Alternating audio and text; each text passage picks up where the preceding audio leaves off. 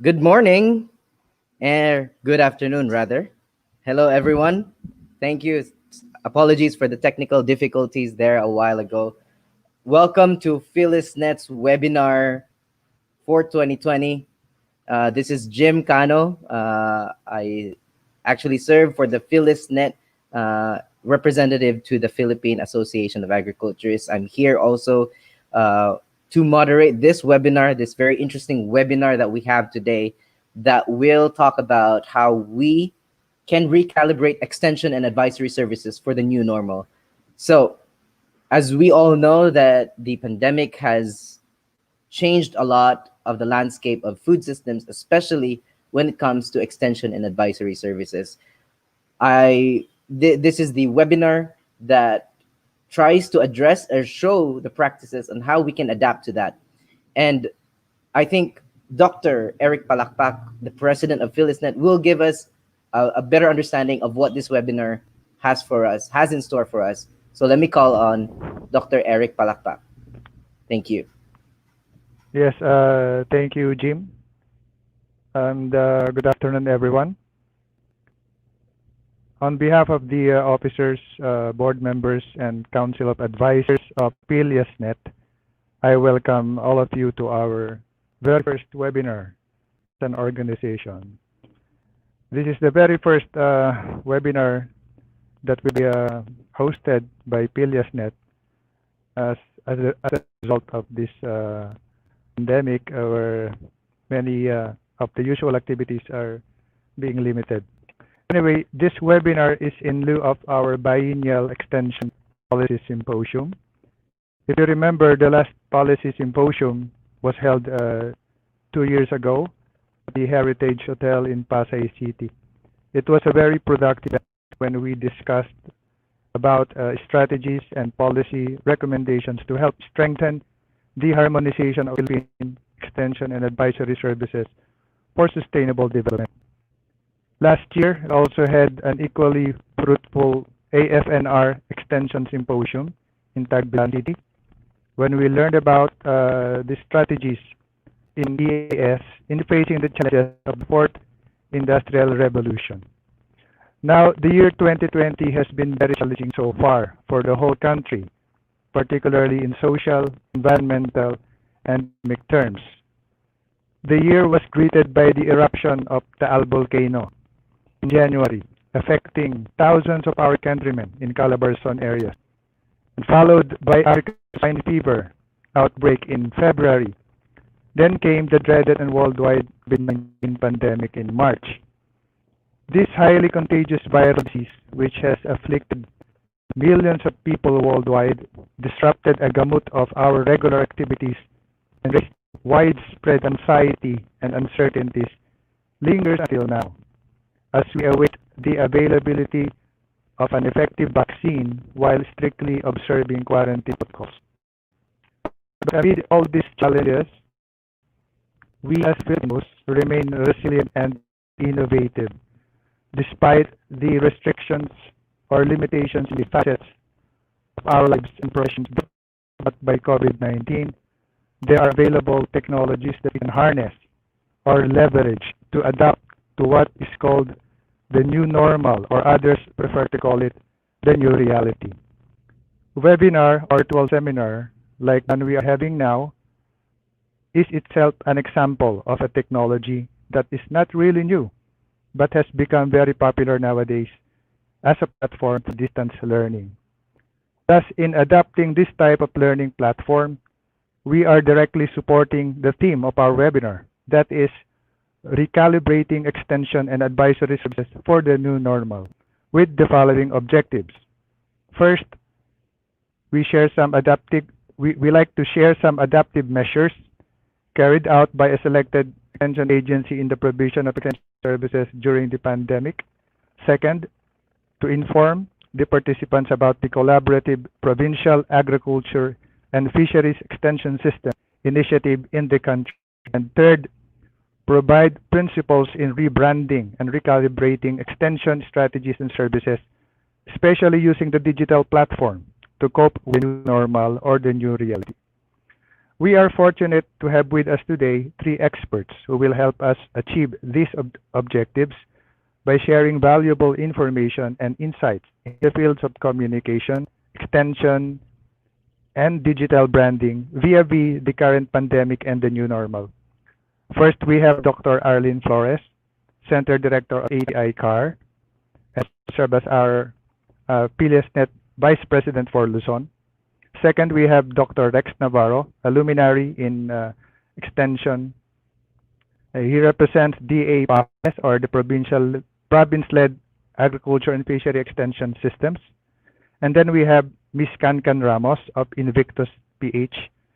Thank you so much for accepting our invitation to be our resource persons for this afternoon.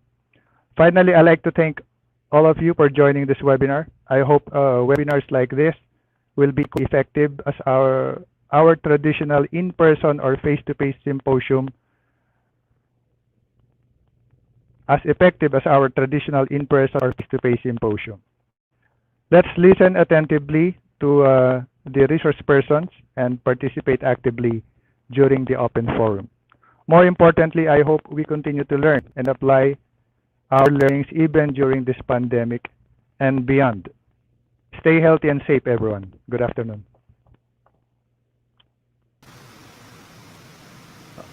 Thank you, Dr. Eric. Before we go on to the discussions, we will have to backtrack a bit and dive in. Before we dive into the discussions, let's have the national anthem and an invocation.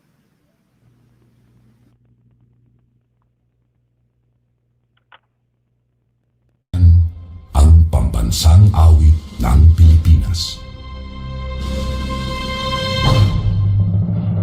Kayang magiliw, ewas ng sinangalan, alam ng puso, sa titik mo'y buhay. Upang hinirang, tuyag ka ng magiting, sa mandulupin, di ka pasisingil, sa nagkakatulog sa simoy at sa langit ang pagaw, ay hinatang tudlang awit sa pagkayang minamahal. Ang isang ng katawan mo'y matumpay karatinig, ang bituin at araw niya kailan pamaliwag titigig. Luwan ang araw ng warhabing pagsikta, buhay langit sa piling ko. Ang hindi kaya dapat may magapit, ang mamatay ng dahil sa'yo.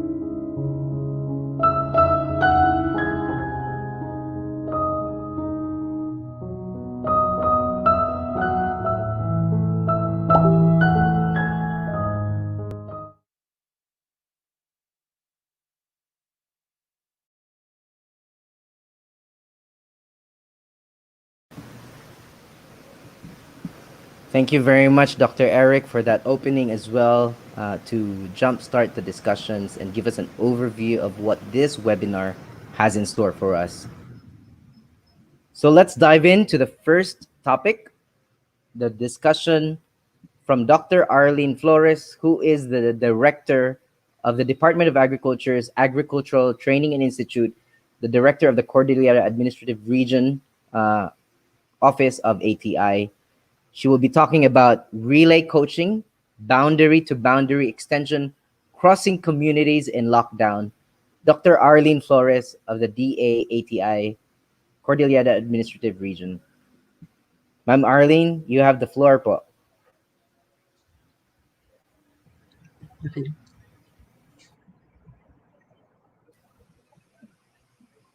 We can hear you na po, ma'am. Okay. Pleasant afternoon to each and every one of us, especially those who are listening right now. We hope we are all free from this effects of this pandemic. Despite this, we will have to go on. And we're starting off this webinar with the simplest approach, which we hope we can learn from. I don't know.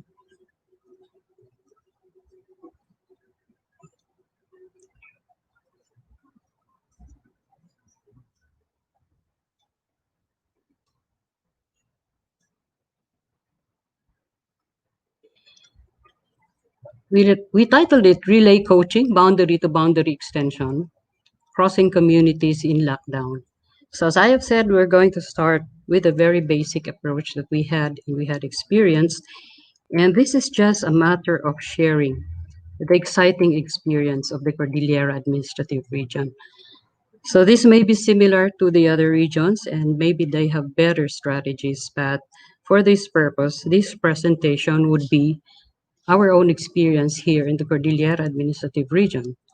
So first of all, we will look into the situation and then recognize some realities and what do we do then? Mobilizing. And we will be focusing on two aspects here. We have the relay coaching. We call it relay coaching. We have the boundary to boundary relay. And at the last part, we will try to see what were the key points that made it work. So starting off, the situation we all know, this is worldwide. We have the restrictions, both national and local. And I suppose even the local restrictions are stricter than the national restrictions. So these restrictions definitely affected our extension service. Mobility, group requiring activities prohibited, and these are the things that we do in extension. So it's really becoming a big problem, a big issue for us. But we need to deliver extension service despite the restrictions to help ensure food security. We are in the Department of Agriculture, and we know that people need to eat, whatever the situation is. That's the reason why the Department of Agriculture launched the Plant program and the Urban Agriculture Project ASAP as soon as possible because movement is restricted from the local production areas to the urban centers. So with this as the situation,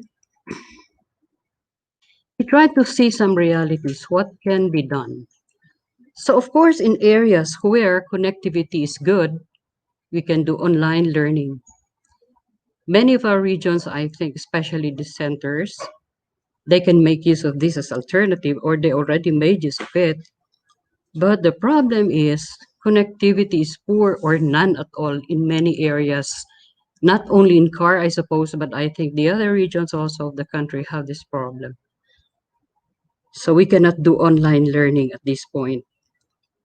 Also, physical items such as supplies and materials, production inputs, other items for extension projects and other interventions cannot be delivered online. But these are essential in the delivery of extension service at the localities. So this is now the focus of this presentation. Connectivity is poor or none at all in many parts of our country. And then, of course, we need to deliver the supporting supplies and materials, production inputs, and other items for our projects, and the interventions. So we will try to do this. And as I have said, it was an exciting experience, rather. I would call it an exciting experience because it's the first time we were doing it. The first time that this pandemic knocked us out, we were quite sad, but later on, we realized it brought out the best in us and it made us creative. So, what to do? First, we have to mobilize partners in the field as field coaches. I think at this point, especially during the total lockdown, this was the best we can do. So, who are our partners? First of all, we have the local government unit agricultural extension workers who we have been training as trainers in the field, and some of them are in charge of the fit centers that we have established as well. Also, there are still the retired extension workers who are specialists who are still capable and are willing to become resource persons. And then we have also some learning sites for agriculture and schools for practical agriculture established into localities. These are among the extension modalities of the ATI, which is being implemented nationwide. So the other regions, especially the ATI centers, I know that they can relate with me here, that these are the possible links that we can have in the field. So first, identify who are they. And then, of course, we need to know if they're willing and available. And the only way we can do that is the use of the mobile phone. As I have said, this is an experience in areas where there is no connectivity at all. So at least there's the mobile phone that we can make use of. And next to that, we have to also coach them or orient them as field coaches. Now, what do we coach them on? Coaching on the technologies, of course, is there, but this time primarily for urban agriculture and home gardening project, because this is the priority of the moment. Now, if they're already experts and they don't really need so much, maybe an orientation on their task and the support that the ATI will be able to provide them will be there, and not so much on the coaching on technologies. After all, they are already competent. So let's talk of the tasks of these field coaches. We have to explain to them that the tasks they will undertake would be the following. First, they have to coach the clientele in their respective areas because we cannot enter the areas that are in lockdown. Second, they will help distribute the starter kits after coaching. Under the urban agriculture program, the starter kits consisted of vegetable seeds, small farm implements, and small animals that go with it. It doesn't stop there. They also have to guide and supervise the actual production. Otherwise, all these items, the starter kits that have been distributed, would go to waste if they're not properly attended to. So there they go, guide and supervise the actual production. And of course, we cannot do away with the administrative aspects of things. They have to submit their coaching completion report and also assist in the monitoring and evaluation, as well as the massive distribution of print materials on technologies to supplement the coaching activity. So this will have to be clarified with them so that when they go to the field, they would know what they will do. Now, why relay coaching? So let's start with coaching. We opted for using coaching instead of training. And this is with the lessened number of participants, that is from 15 to 20 at most. And the activity can be undertaken in subgroups of the 15 to 20 participants. So they can break it up to 3 groups, 5 groups, whatever is available, and it is undertaken in different locations. So we call it coaching rather than training because normally the training that ATI conducts takes more participants and more days. This way, when we use coaching, this is actually an individual method, but this is the modified form of the coaching, where we can group more than one rather than individuals. One way, we can do it face to face where it is possible. If it's possible to come together, okay, why not? Face to face still the best. But in places where we cannot enter, we opted the relay coaching. This is in no entry areas. This is how this term relay coaching came about. We had to think of some ways by which we can still reach the localities. Relay coaching, what is it? This is how we operationally define our relay coaching.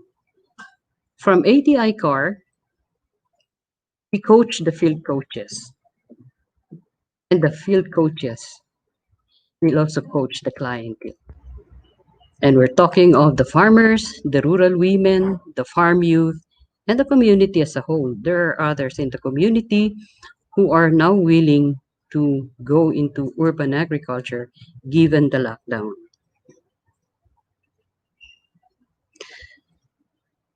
How do we do it? Okay, we're talking of relay coaching, but how can we undertake that with all these prohibitions? We were told you cannot go even just a step beyond the boundary. So if we go even just a step beyond the boundary, you will be quarantined for 14 days in that province. Oh my. So there's not going to be anything to be done within those 14 days except to quarantine yourself in there. So given this notice to us, we had to resort to the boundary to boundary relay.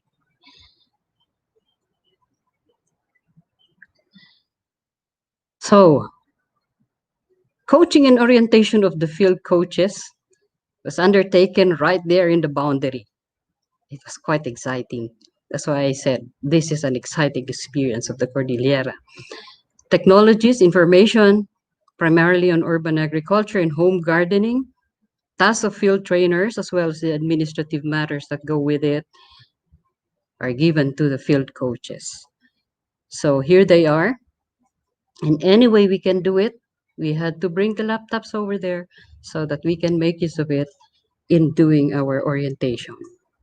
So we have the coaches, as we have said, the extension workers, as well as our farmer leaders who are running our LSAs or learning sites for agriculture and our SPAs. Also in that boundary to boundary thing, we deliver the supplies, materials, starter kits, items for extension projects and other interventions because this cannot be done online. So the starter kits, particularly for the urban agriculture, consisted of vegetable seeds, both upland and lowland, small farm implements, and also part of the starter kit, the small farm animals. We're talking of the ETIC of the livestock program, the chicken and swine. So just the same, we also have this transferred at the border.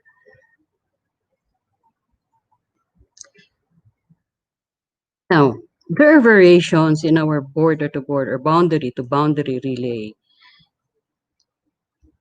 First, we have the single boundary, where the ATI just links up with one municipal coach or municipality field coaches of one municipality, and then expectedly, they will also coach the clientele.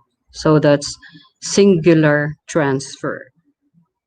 But we also have what we call the multiple boundary relay variation, where the ATI transacts with the first municipality, which is the very first municipality at the provincial boundary.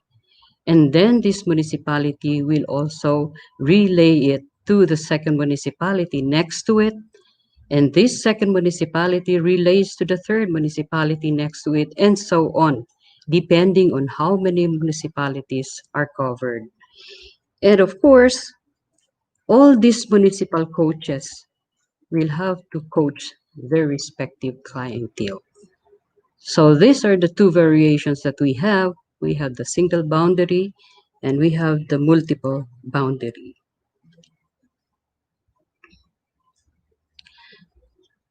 Our support to the field coaches, we do not just orient them or give them coaching, we also provide support. So first, for our learning science for agriculture in our schools for practical agriculture, we had the DARFU, RFO CAR, our field office as our partner in providing enhancement for them so that they will be more functional.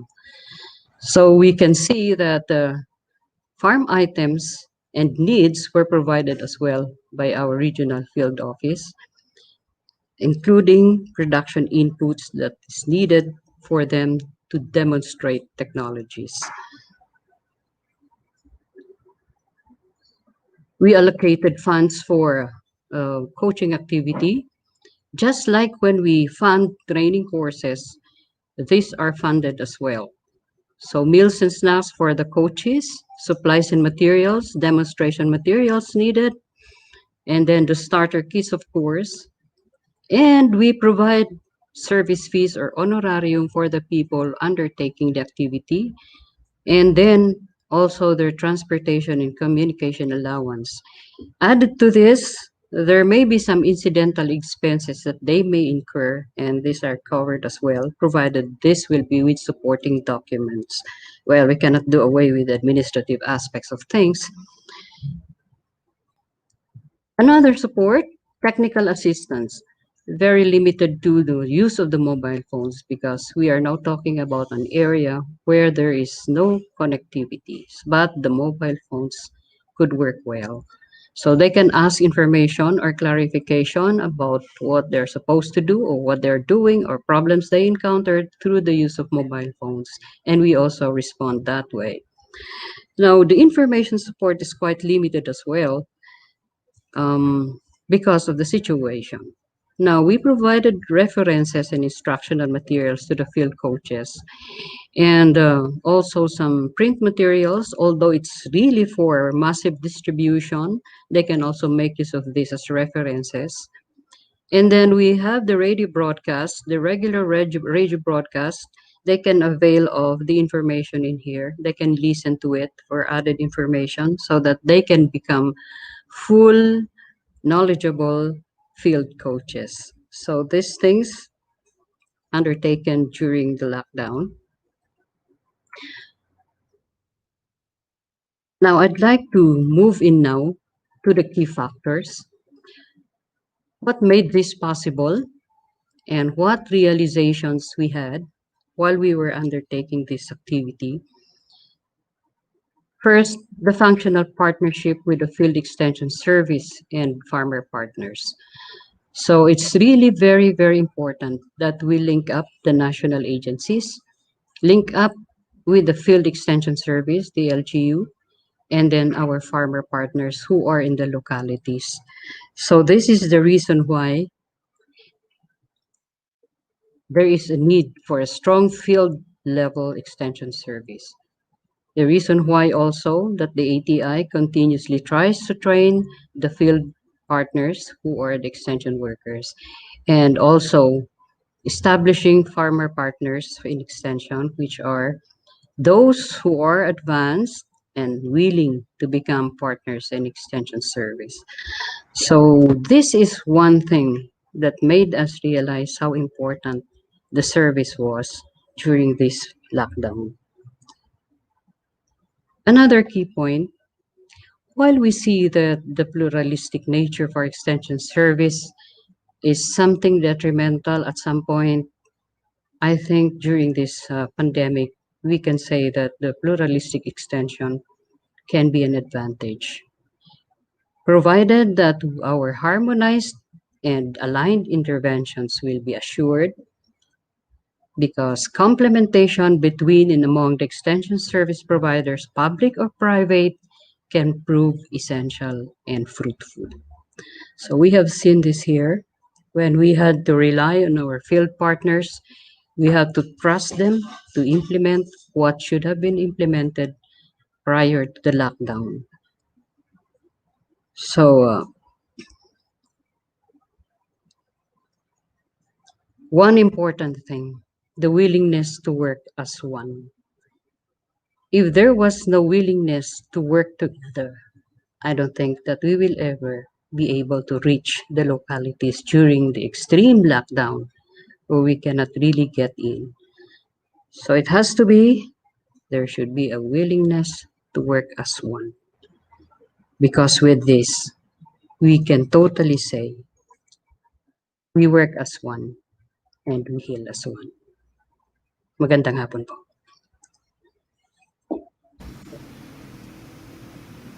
Thank you very much, Dr. Arlene, for that very inspiring presentation, no?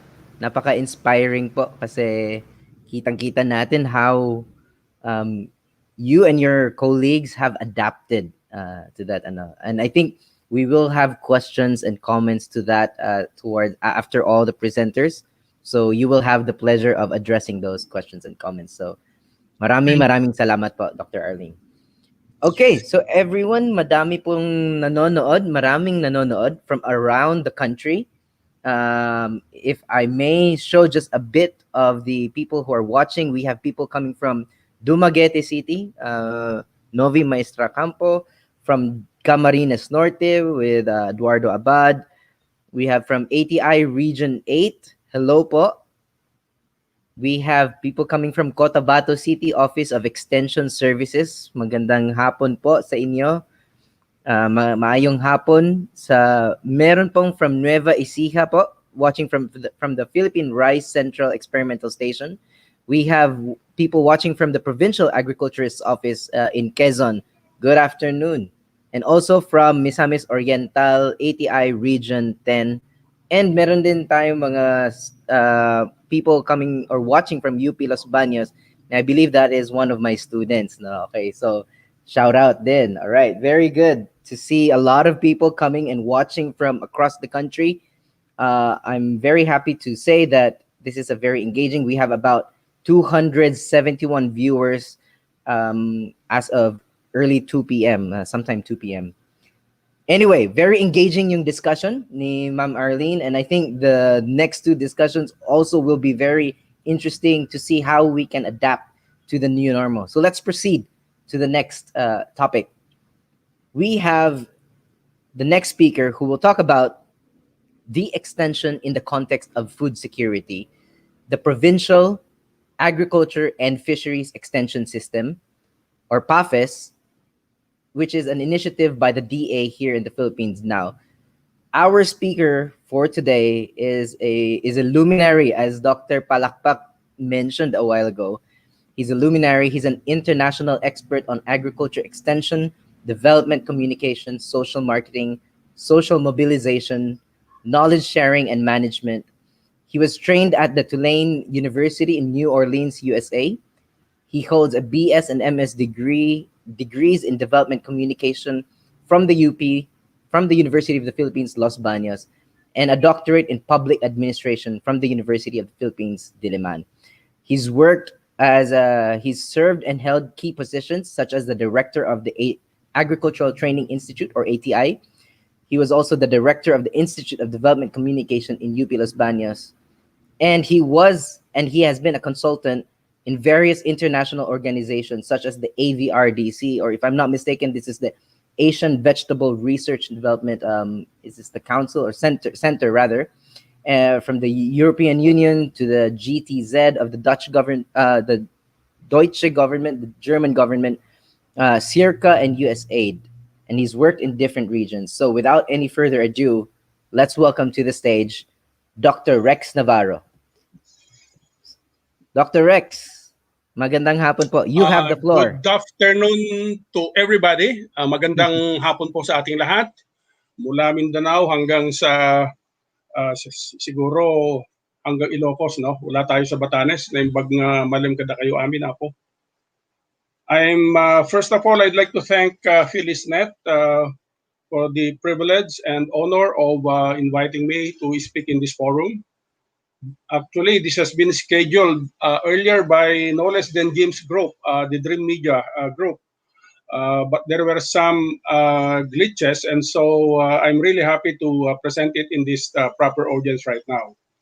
Yeah, actually, the title is it should be province-led, not provincial. It's really establishing province-led agriculture and fisheries extension systems in the Philippines. This is not necessarily just for the COVID pandemic, because I would see the pandemic as short-lived. This is really a long-term reform that we would like to institute in the Philippine extension system. Next slide, please. I said yesterday that I wanted to be in control, but I think I can manage. I'll be controlled right now. And yeah, we missed one. There should be one slide before that. That's the modernization of AFE in Philippines. May na-miss tayo. Let me just mention that slide, no? Because this is a World Bank. Nandiyan kanina nung review namin ni Daction. A recent report by the World Bank on transforming Philippine agriculture during COVID-19 and beyond. And this was just released in June 20, last June 2020. And I picked three major recommendations: a pluralistic system involving public and private sector, non-government organizations, and other players. The title of this is Modernizing Agriculture and Fisheries Extension in the Philippines. And the second recommendation is a predominantly person-to-person to multiple delivery modes. And the third one is the use of digitally enabled tools. And so we go back to this present slide right now being flashed. And this is the new paradigm of agriculture as espoused by Dr. William Dar when he assumed the headship of the Department of Agriculture. And there are 8, they call this paradigms of a new thinking. And I'd like to emphasize number 1, which is agriculture modernization. Next slide, please.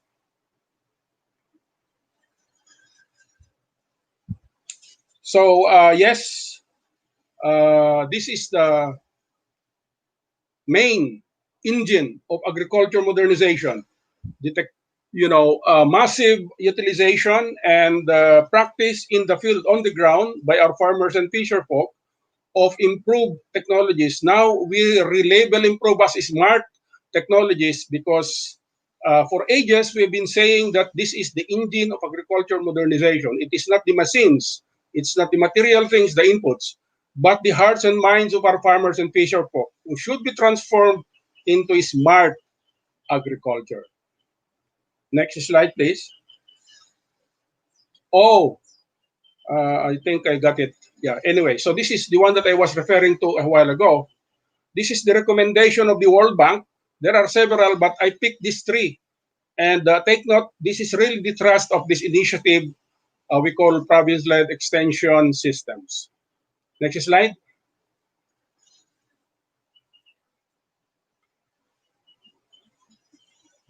Okay, so amidst those calls for transformation and reforming the extension system, this is where we are. Well, the Agricultural Training Institute, by virtue of the Agricultural Fisheries and Modernization Act, is supposed to be the apex of agricultural extension. But take note, they don't have any administrative control over provinces and municipalities. And of course, the core mandate of the ATI, although we call ATI as the Apex Extension Agency, is essentially training. So what's happening now when we work in the field? We really have to coordinate. We cannot just control the provincial agricultural offices and the municipal agricultural offices because these are under the governors and the mayors. And yes, next click. Next click. Take note, there are an array of agencies that are also doing extension work, going to the same farming and fishing communities. And these are the regional offices, the other DA agencies, the other national government agencies, state universities, international NGOs, the private sector, and the civil society organizations. So we have an array of players in the extension system. This is okay because the World Bank says it should be pluralistic, The only trouble is the organization and management system. There is no coordination among all of these agencies doing extension work for the same clients in the field. Next slide, please.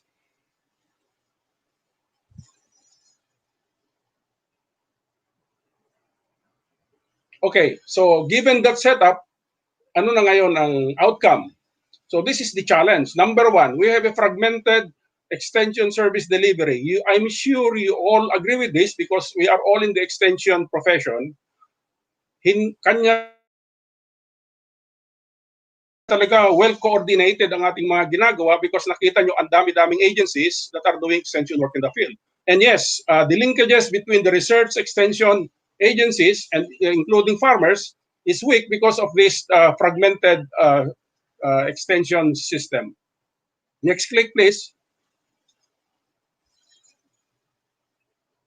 So, a fragmented system and weak linkages between research, development, extension, and farmers will result to the slow utilization of improved smart innovations. And this has been, medyo gasgas na ito. Matagal na natin sinasabi ito. Pero yung pa rin talaga ang problema. Hindi pa masyadong nakakarating. We're not saying that hindi nakakarating, but mabagal ang pagdating ng technologies on the ground. Next click. And yes, this is really a core challenge because the frontline extension services are really done by municipal government units. And they have limited scopes of operation. They can only operate, of course, within their municipalities. So there is no landscape level implementation of extension programs by local government units. Last click. So the end result is really still, productivity has been improved in fairness, but the incomes, especially of rice farmers, are still almost the same. Most of our farmers, most of those who are in poverty are our farmers and fisher folk. Next slide. So this is what we are trying to propose. This has been started by a group of professionals in Los Baños, a voluntary organization called the Coalition for Agricultural Modernization in the Philippines. And way back when I was abroad, they have started this, a province-led agriculture and fisheries extension system. Why? Number one, you can operate better in terms of delivering extension services when you operate at the provincial level because you have economies of scale. Second click. And yes, provincial governments are in a better financial position to co-finance agricultural and fisheries extension programs together with the national government. Number three, of course, well, we can also say that municipalities are close, but even then, PLGUs, because if you have an aggregation of all the problems of the province, you are closer to the challenges of farmers and fisherfolk, and you can address it better because of the economies of scale. Next. So this is the institutional innovation for a decentralized extension system. Of course, we are saying extension has been devolved, decentralized, but there are some glitches, and this is the kind of reform that we would like to introduce through this province-led agriculture and fisheries extension system. Next slide. Okay, now, given this setting, let's take a look at what the neighboring countries have in terms of extension. You look at Vietnam. So here, of course, this is a socialist country, but actually this was the system in the Philippines before the local government code. It was a monolithic and unitary system where they have a national agriculture extension center, provincial extension centers, district extension centers, and commune village extension staff. Working with farmers associations, take note, not individual farmers, but farmers associations, and in partnership with private companies. Take note, private companies are already operating in Vietnam, even if it's socialist. You have there the universities, you have the mass media, the mass organizations, other government agencies, and non-government organizations. So we have these ingredients in the Philippines. The only thing is, it is the way it is organized. How we wish we could go back to this. But it's really, there's no turning back because of the local government code, unless that is amended. And I think there were efforts in the past to renationalize extension. But I think that will be counterproductive. So this is the thing that we would really like to address. Next, please. We visited this provincial extension center last year, November 2019. You see, parang munisipyo, ang laki ng building, no? And this is just a provincial extension center in Hanoi. So every province, they have this kind of building. And that is really a dream. Hopefully, we will have this in the Philippines. Okay, next, please. Okay, what about Japan? Take note, Japan, it's the same, no? They have a unitary system where they have a Ministry of Agricultural and Fisheries at the national level, but this is also the frontline extension services are led by provinces. They call it the prefectures, Directorate for Extension. And they have extension centers in the province level, and they work with local leaders, councils, and cooperatives going to the farming and fishing communities. What is novel about the Japan extension system are the subject matter specialists who are backing up the agricultural extension centers. And these subject matter specialists, they come from various agencies, the universities, even the private sector, other organizations, to give technical backstopping to the agricultural extension centers. And we saw how this operates when we visited the provincial extension center in Hanoi. Next, please. What about India? I worked in India for 12 years, and this is how they are organized. And yes, of course, they are also decentralized. They have a Ministry of Agriculture and Farmers Welfare. I like this label. I think this is the only country in the world which puts farmers' welfare in the title of their ministry, Ministry of Agriculture and Farmers Welfare. And yes, at the provincial, yung district na yan, equivalent yan ng ating province. They have this agency called Agricultural Technology Management Agency or ATMA. And next click, please. Under this ATMA are the Farm Information and Advisory Centers. Next click, please. This is composed of public, private, non-government. You know, this is parang semi, yung parang mga barefoot technicians and input dealers working together with farmers and farm communities. So what is the thing that is novel here? You know, it is a pluralistic, just like yung sinasabi ng World Bank, because this is composed of several sectors working with farmers in terms of extension at the provincial or district level. Next, please. Yes, China is another pioneer in province-led extension systems. They call it the County Agro-Technological Extension Center. And this was, I think, initiated by the Food and Agriculture Organization. Next click, please. So, you see, ito, meron din tayong kinokopya dito. Provincial funding, 90%. National counterpart, only 10%. And they piloted it in 1984 to 85. After 10 years, they had 85% of all provinces. I would imagine right now 100% of all provinces have this County Agriculture Technological Extension Center. That is the Chinese system. Now, let's take a look at a broader view of agriculture. I think I heard a while ago, was it Jim who was saying or Eric, about the fourth industrial revolution. This is now the context of agriculture in the 21st century, where you have a globalized, competitive, climate smart, information intensive, mechanized, and diversified system. Next slide. And we call it agriculture 4.0. So agriculture 4.0 actually is an offshoot of the fourth industrial revolution, because you can see, you know, the technologies here employed in this farm are all digitals, you know. See, yung drone. The drone is the one surveying, monitoring the farm, giving information to that guy. This farm is only operated by one guy sitting in his house, because the operations are done by, anong tawag dito, yung agribots ang tawag. Agribots, they are the ones applying his fertilizer and also doing, sowing the seeds. And land preparation is done by tractors. And his animals there have sensors. Yung mga baka na nakikita ninyo dyan, may sensor yan. Pag manganganak na yung baka o gusto nang maggatas yung baka, malalaman niya, they are all fed into his computer. And the overall information data here is fed into his computer as, monitored by the drones. That's the agriculture of the future, and that's the one that we would like to pursue in the Philippines. Take note that we are no longer, the public sector is no longer the biggest players in agriculture in the world. You see the top 4 private companies, Dow, Syngenta, Bayer, and BASF. This is $46.3 billion.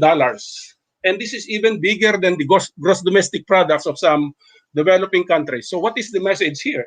The message here is the major player in agriculture is no longer the public sector, but the private sector. Okay. Next slide, please. So this is how we do extension conventionally. I think this is still the predominant paradigm right now, where, research, parang relay yan, research, gagawa ng technology, verify, i-adapt ng extension, and then extension ipapasa sa farmers. Whether we like it or not, this is still the predominant paradigm. And if you compare that with the communication model, so from a source to a receiver, to source to a message through a channel to a receiver, and it is very unilinear. The only thing that links the source and the receiver is the feedback. And so, summing it up, we talk and they listen. Take note, this is now being transformed by the new technologies because you have all the social media trying to really give feedback from farmers.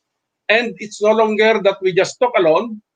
They also listen and talk to us.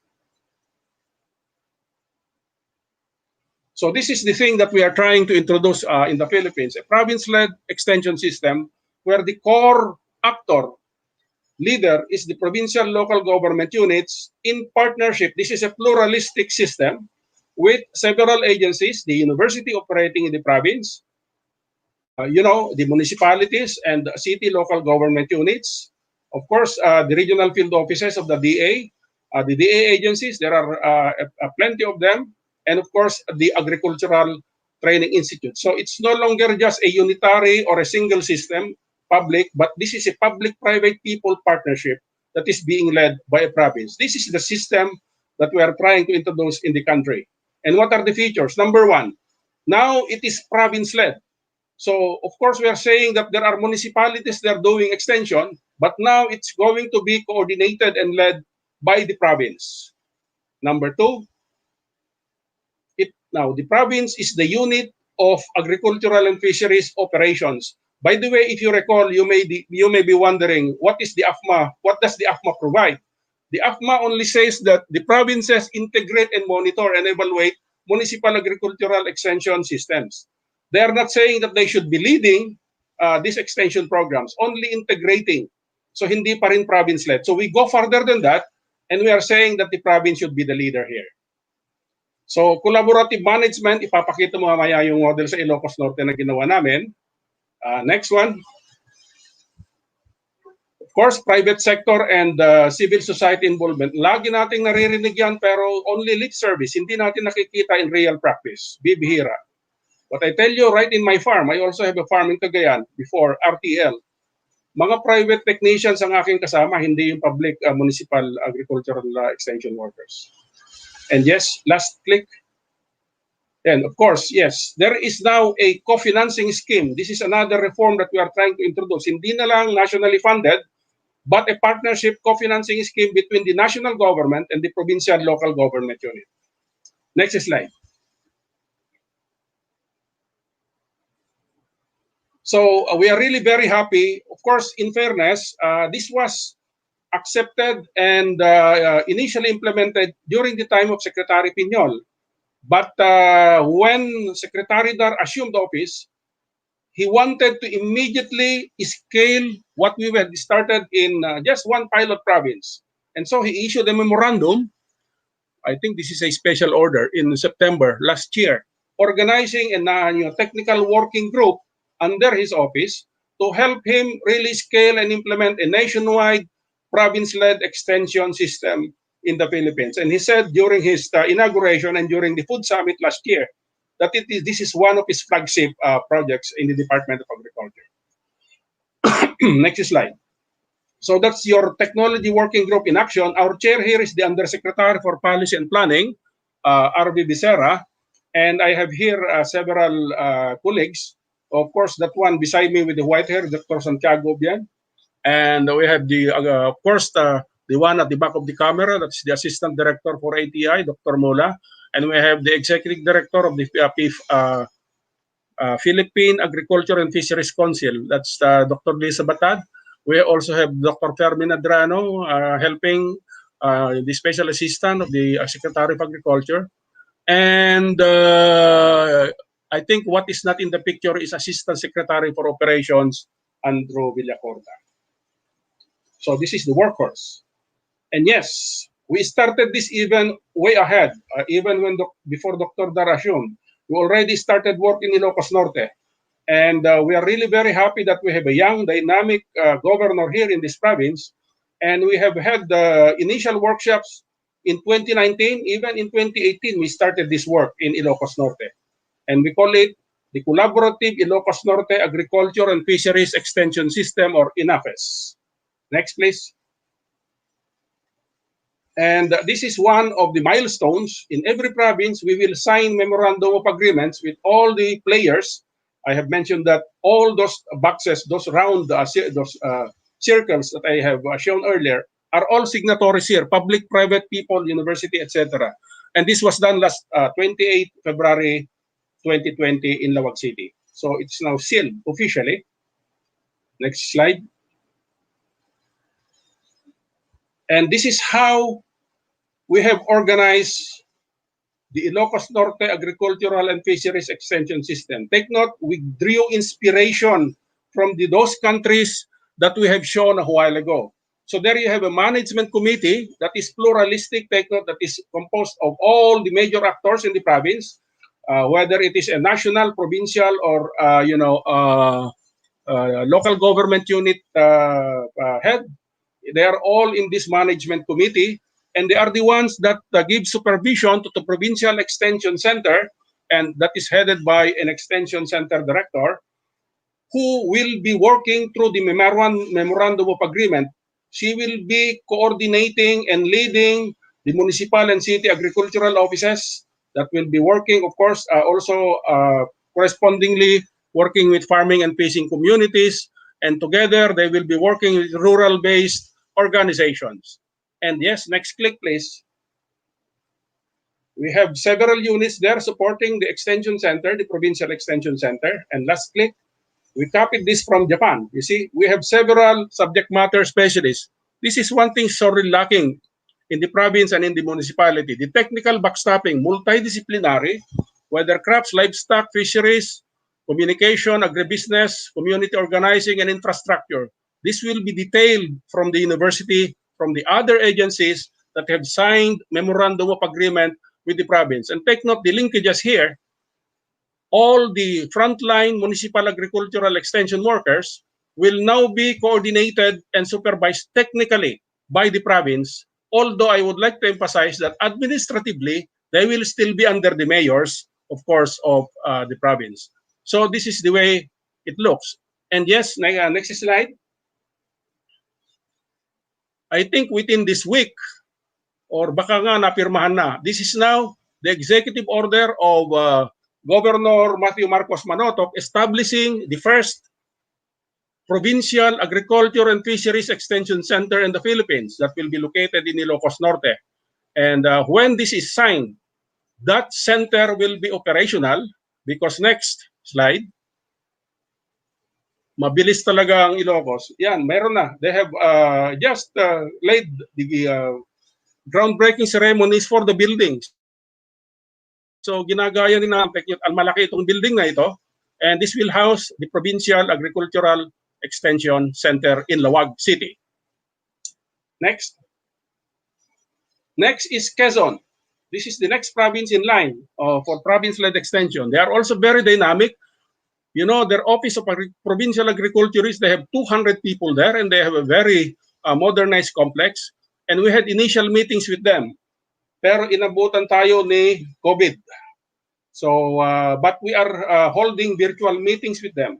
And we had already laid the groundwork. Okay, next slide.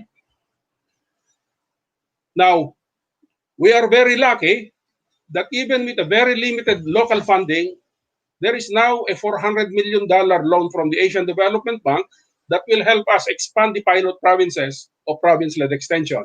And the provinces in the pipeline, Batangas is in line, Benguet is there, Davao Norte, Quirino, and we are targeting 15 pilot provinces by 2022.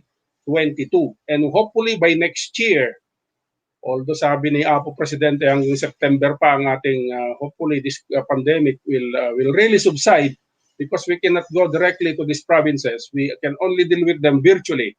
But we are very optimistic that by 2022, when this administration will end, we will have 15 pilot provinces for province-led extension. Next slide. So what are the flagship programs of the province? Take note, we are not saying that there will be no other extension programs because there are extension programs of the national government like RICE. You know, they have the RCEP, they have existing extension programs. These ones will be led by the province, and we are really taking off from the PRDP, the Philippine Rural Development project. And one of the trusts of PRDP, they have invested millions of dollars here, is agro-enterprise development, and they have developed what they call provincial commodity investment plans. We are going to pursue that. What are those commodities in the provincial commodity investment plans? That's where we are going to take the pathway for extension support in the province. Next slide. Next click. Next. So, those priority commodities, let's say in Ilocos Norte, isang priority nila, siyempre, tobacco, garlic, no? Meron yatang coffee doon. I think there are about 5 or 7. So those technology development, adaptation, and demonstration, location-specific technologies will be focused on those commodities indicated in the Provincial Commodity Investment Plan. Next. Click. And yes, lagi kong sinasabi parang pag meron tayong programa, meron laging training. But itong training na ito iba because this training will be more focused to the demands of those commodities and the demands of those enterprises that will be established and developed in the province. So hindi na lang basta training dito, training doon, nakafocus yan doon sa mga agro-enterprises. So definitely one of those core competencies is really developing agro-based enterprises in the municipalities. Next. Now, under this pandemic, nabanggit ni Arlene kanina, we can know that very difficult to do face-to-face extension. And as I mentioned in the World Bank report, we need to explore other methodologies, modalities of delivering and sharing knowledge. And this is ICT. And in fact, tomorrow, we are going to meet, there is a national Unified School on the Air program that will be launched by the Department of Agriculture through the regional offices and the Agricultural Training Institute. One unified school on the air, targeting about 300,000 farmers nationwide. And these are primarily the recipients of the RCEP, but that will be expanded, and it will start with rice. So we are going to work with the Philippine Broadcasting Service, which is a nationwide radio network, to reach about 300,000 farmers. Hindi na po pwede yung kunyari, magagraduate tayo, 500, 1,000. Hindi na pwede yon. Dapat we really have to have a critical mass because this is what I see is lacking in this country. You know, in Vietnam and in China, sabi nila, 1,000, tatawanan tayo niyan, no? Sabi nila, it should be 1 million, it should be millions, no? Okay, next. And institutional strengthening. This is sorely lacking. We've been working with technicians. Maraming mga, I'm sure LGU technicians na nakikinig ngayon. Marami kayong mga pangangailangan, no? And this has not been fully addressed. Kulang tayo sa mga gamit. Kulang tayo sa per diem. And then of course, meron ding mga augmentations ngayon, but dapat we should really institutionalize those and the tools that you are going to use in the field, including capacity building for your own profession. So institutions should go hand in hand with technology strengthening. So technology strengthening and institutional strengthening will be a pillar of the province-led extension system. Next.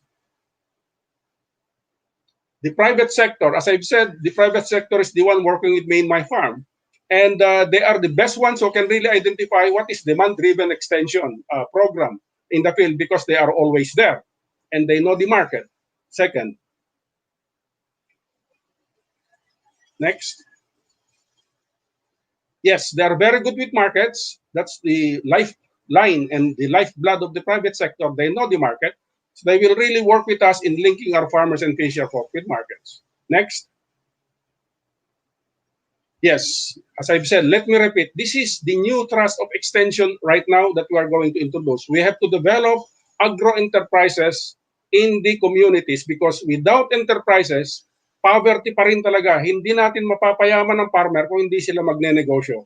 And I think we are really very happy that the current leadership of the Department of Agriculture is on this, and this has been started by the World Bank. If you have heard about the IRIP component of the PRDP, it's still ongoing, and we are going to build from there in building agro-enterprise development in the municipalities. Next. Yes, so custom service provision. I think a very good beginning point here will be the RCEP because they are giving away machines. So if we can really organize farmers here to provide custom services to their fellow farmers through these machines, and later on expand into input supply, they will really be making, aside from what they have earned in their income, their income from production, they will be earning more income by providing in custom services, customized services, and selling inputs. Next. Of course, this is always there. Whether public or private, capacity building is an ongoing thing. But let me repeat, as I've said, this capacity building and mobilization will really be focused on the agro enterprises that we are going to develop in the municipalities. Next. Okay, I'm in the last two slides, I think. Everybody knows what is RCEP, and we are saying that it is the provinces that will really converge. Ang problema kasi ngayon, hindi naman problema, challenge. Nagbibigay ng PhilRice ng seeds, nagbibigay ng PhilMec ng makina, nagbibigay ng ACPC ng credit. But who is converging this in the provinces? How are these components of RCEP being converged or being integrated? Kanya-kanya rin silang project monitoring office. May monitoring office ng PhilRice, may monitoring office ng PhilMec. Ang kanilang ano lang is the steering committee ay mga boss naman yon, so they are very busy. So on the ground, we believe that it is provincial-led extension that will really convert the seeds, the machines in credit being provided by RCEP, and this will be led by the provinces. And next click. Through the agriculture and fisheries extension centers working with farmers and communities.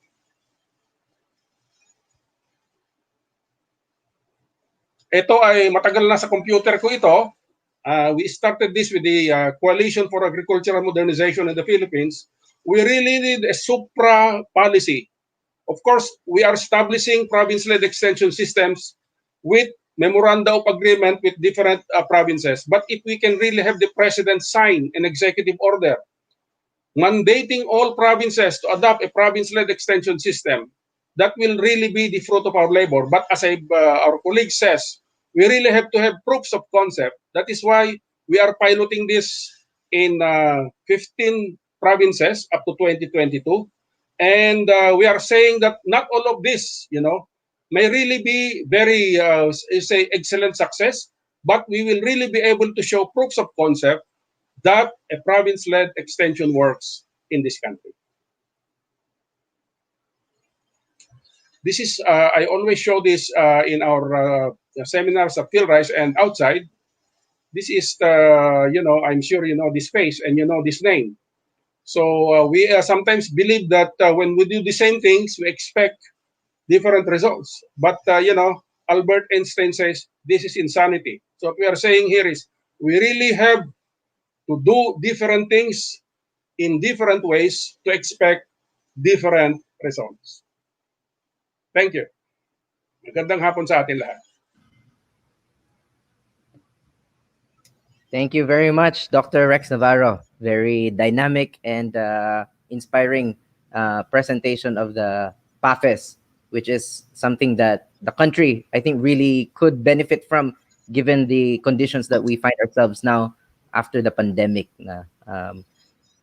Okay, so very dynamic. We do have questions and we do have people still coming in and watching from different parts of the country. So how many people do we have now? I think we're about 300 maybe. Yes, Dr. Gil Villancho says, Dr. Rex was also a former director of ATI. Yes, as introduced beforehand. From Gien Garma, Ang yaman kami, Director Arlene, for sharing ATI Cars' new practice and extension during the lockdown. And we have other comments as well. There are still people watching from the different parts of the country. Okay, so thank you very much, Dr. Rex Navarro, for that very engaging presentation. We will have questions. There are actually questions for you, but we will reserve that for the question and answer portion later, after our third speaker for today. All right. So we've seen the boundary to boundary approach. We've seen what it looks like to have a province led extension system. We're now going to look at as well, how do we navigate into the new world, the new normal, the new reality? How to effectively use digital platforms such as what we're using now, and as much as possible, even other platforms that could engage more people. So, how to effectively use digital platforms to reach and engage your communities. We have a very credible speaker for this topic, no? And let me introduce our speaker by saying that she started her digital marketing career at Yehe Corporation over 15 years ago, when the terms social media and community management were not even conceived yet. And so their companies existed online portal. She has been there for more than 15 years into the industry. Her passion only grows with the understanding that digital is the future for brands. Among the brands that she has handled are Me Johnson, Globe Telecom, Unilever, Nivea, SM, the Mine Museum, and San Miguel Corporation. Knowing that her heart lies in social marketing and her specialization is being in content creation and digital production, our speaker hopes that she can continue making a difference in the industry. So her background is that she graduated a Bachelor of Fine Arts major in advertising from the University of Santo Tomas, and we can say that she is a very strong advocate for to share her professional knowledge and experience by lecturing at Digital Marketing Institute as well, where she also regularly speaks at various conferences, and she also teaches at senior high school elective classes at St. Teresa's College, where she imparts her wisdom with aspiring digital marketers, professionals, and students. Apart from the professional side of her life, our speaker strives to pursue her other love, which is art, through painting, sketching, and Zen taggling. Without further ado, let's welcome to our stage Ms. Alma Karina Ramos, or Ms. Kankan Ramos. Hello, Good Kankan Ramos. afternoon. Hi. Thank you. Thank you. Good afternoon, everyone, and thank you for having me here. No, and actually, I learned so much from the two speakers. I'm my industry is very different from all of you, but I hope that today I can impart with you some tips on how you can really harness the power of all of these digital platforms to really connect to your communities. I'm hearing from the two speakers before me, parang there's so much potential on how we can really utilize all of these digital platforms. But siguro before I start, I want to kamustahin muna lahat, everybody. How was your 2020? Sabi nga ni Sir Eric kanina, I mean, we started the year with the Taal volcano eruption. There's so many things that happened during this 2020. Si Kobe Bryant died. Sa mga Jadine fans dyan, nag-break up si Jadine. There was this Australian bushfire, Meghan Markle and Prince Harry stepping down as senior royals.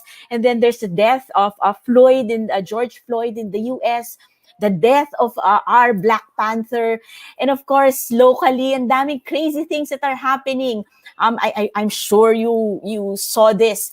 There's this viral ostrich that na nakawala sa isang village. And then lately, the California bushfires. And of course, everybody experienced this. Everybody was affected because of the pandemic, because of COVID, because of the lockdown, all of that, parang every organization, individual, globally, we've been affected by this pandemic. So the question is, how do we navigate now in this new world? How do we now move forward? How do we now move forward to really, kumbaga, bumangon tayong lahat and really use all of the available tools out there to really move forward? How do we now reboot how do we now create content that will connect to our communities? And again, as I mentioned earlier, I'm seeing a lot of potential. Actually, I'm all excited for you and how you can really apply all of these digital tools to your everyday activities. The question is, how do we now pivot? Sabi nga ni Sir kanina, parang hindi pwedeng kung anong ginagawa natin before, ganun na lang. Because even if this pandemic did happen, we have to continuously pivot. We have to continuously pivot to reach the right audience. And that is the beauty of digital. Actually, that is the beauty of digital marketing or using all of these social media platforms, because you can really bullseye your audience. You can really talk to a specific community and serve a specific content to a specific community. So more than ever, kahit na lahat tayo online, even if we're all working from home, laging may social distancing, more than ever, communication and connection with each other is very important. I've learned a lot also from the first speaker na parang I like the idea of utilizing what we have, yung boundary to boundary.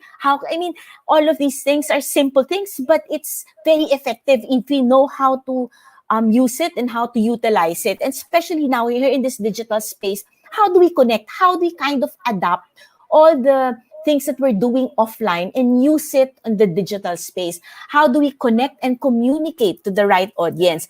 And in this connected world, no, there's no such, the digital or all of these tools and platforms made us all connected globally. There's no such thing as local anymore, because every content that you put out there can be seen in a global arena, no? So in this connected world, we as an organization, how can we create value to really be effective and to really be, kumbaga, make an impact to the society? So in this world, parang how do we now get the attention of our community members, of our members or partners over this so much distraction that's happening online, diba? When you go to your Facebook, you'll see a lot of content, a lot of conversation that is happening. So how do you now get the attention of those people you want to talk to, you want to connect to? How do you market in this age of distraction? How do you communicate? Communication and connection is very important. Now, how do you connect? Sobrang daming distraction, di ba? All of these tools, all of these platforms, ang dami mong pwedeng gawin. There's so much content out there. So I guess my point is, how do we now market in this distracted world? Always remember that, yes, we're talking about digital, we're talking about social media. It's always about the people. It's always about the people. It's not per se about the platform. The platforms are there to just really connect. Those are tools for us to really build that relationship with our farmers, with our community members, with our partners. It's always about the people. A lot of people are saying about, the term new normal. But I would like to challenge that new normal. Maybe, and yes, we're experiencing so many hardships today, but I want to challenge the term new normal. Na parang, is it really a new normal? Kasi if we just stick to what we're doing, kunyari, now, okay, ito na yung gagawin natin, this is our normal now. Parang, when something happens in the future, ganun na naman, hindi naman tayo maging handa. So, how do we now continuously change, continuously be innovative in how we do things, no? If you take a look at the population of the Philippines, we're at 108 million. And if you take a look at the internet users here in the Philippines, we're at 73 million Filipinos are online. That's 67% penetration rate. And then there's an over-index of 173 million who are using mobile phones as a gadget in connecting to the internet. So kasi, di ba, ang dami, kunyari, halos lahat siya, may dalawang telepono, dalawang mobile phones. And if you take a look at the active social media users here in the Philippines, it's 73 million. That's 73 million Filipinos who are online almost every day. And the time they spent in all of these platforms, that's, imagine mo, 9 hours every single day using the internet.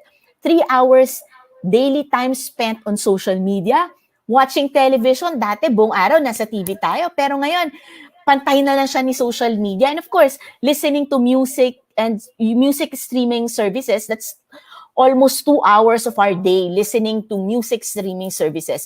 And a portion, maraming gumagamit ng games or using all of these gaming platforms using your mobile phones and games console, no? So there's so much potential. I mean, if you really know how to really use all of these platforms and connect to all of these I am sure out of that 73 million, diba? How can we connect to them? So I will share with you 8 tips or tactics on how you can really harness the power of digital or social media. Okay, first, authenticity is very important. Most of the things that I'm going to share with you, parang babalik tayo sa basic principles of communication and basic principles of marketing. Yes, yun nga, we're using technology, but the premise of using all of this for you to be effective is first, you have to be authentic to your core. You have to be authentic to what your vision is, your organization's vision. Ano ba talaga? You have to go back with any type of marketing or communication. Authenticity and transparency is very valuable. So you have to accurately reflect your brand's voice and your brand's character. And sometimes we're shy in sharing who we are, no? And a lot of people say that authenticity is a key differentiator that leads to purchasing decision, to at least connecting to a specific organization or a specific brand. And 76% of people say that they would pay more if the company or an organization promises transparency. Sometimes kasi people, especially people online, alam na nila if we're kung nambobola lang tayo, especially for brands. I've been in this industry for a long time. I've handled so many brands. Ito yung lagi kong sinasabi. You have to be authentic to your core, to your brand, to your mission and vision. Because if you are authentic, if you are real, I mean, it's so easy to connect. And social media is a platform for you to really build relationship. Always remember that. That's my advocacy. This platform is really for you to build relationship, to build meaningful relationship to your audiences, to your partners, to your farmers. It's a very powerful tool if you really know how to use it. Authenticity also say that a lot of consumers say or people say that they would remain loyal to an organization, to a company, to a brand that provides transparency. So again, transparency is very important in how we communicate. So how will we do that? You have to build and hone your brand story. What is the story of PHILEASNET? So ano ba yung gusto nating ikwento sa kanila? Imagine niyo parang may kasama ka lang sa gilid, sa tabi. Paano mo ikakwento? What is the story of PHILEASNET? We don't sometimes have to talk about the technicalities of it. It's really how you, as an individual, how do you want to communicate it? It has to be very simple. We want to help farmers. We want to really improve the system of agriculture here in the Philippines. Sometimes the simplest message is the most powerful one. If you take a look during this quarantine, Siligo Sardines has been gaining a lot of attention and traction because of how they really communicated their product. It's Siligo, it's sardines. It's parang, okay, I see that all the time in the shelves, in the grocery.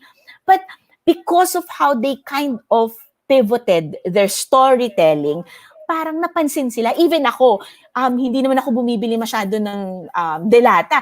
Pero when I saw it on the grocery stores, on the shelves, sabi ko, I will buy it kasi naalala ko how they're telling their story. Create stories that connect. I'm not sure if you're familiar with this YouTube parang videos. There are two videos or two video or vloggers that I'm watching. And the way they tell the story, situated, itong girl na to, si Janchi Xiaoge at saka si Lizzie Chi, they're from China, province of China. And then it's very interesting on how they tell the story of their everyday lives. It's stories of the how you live in the province.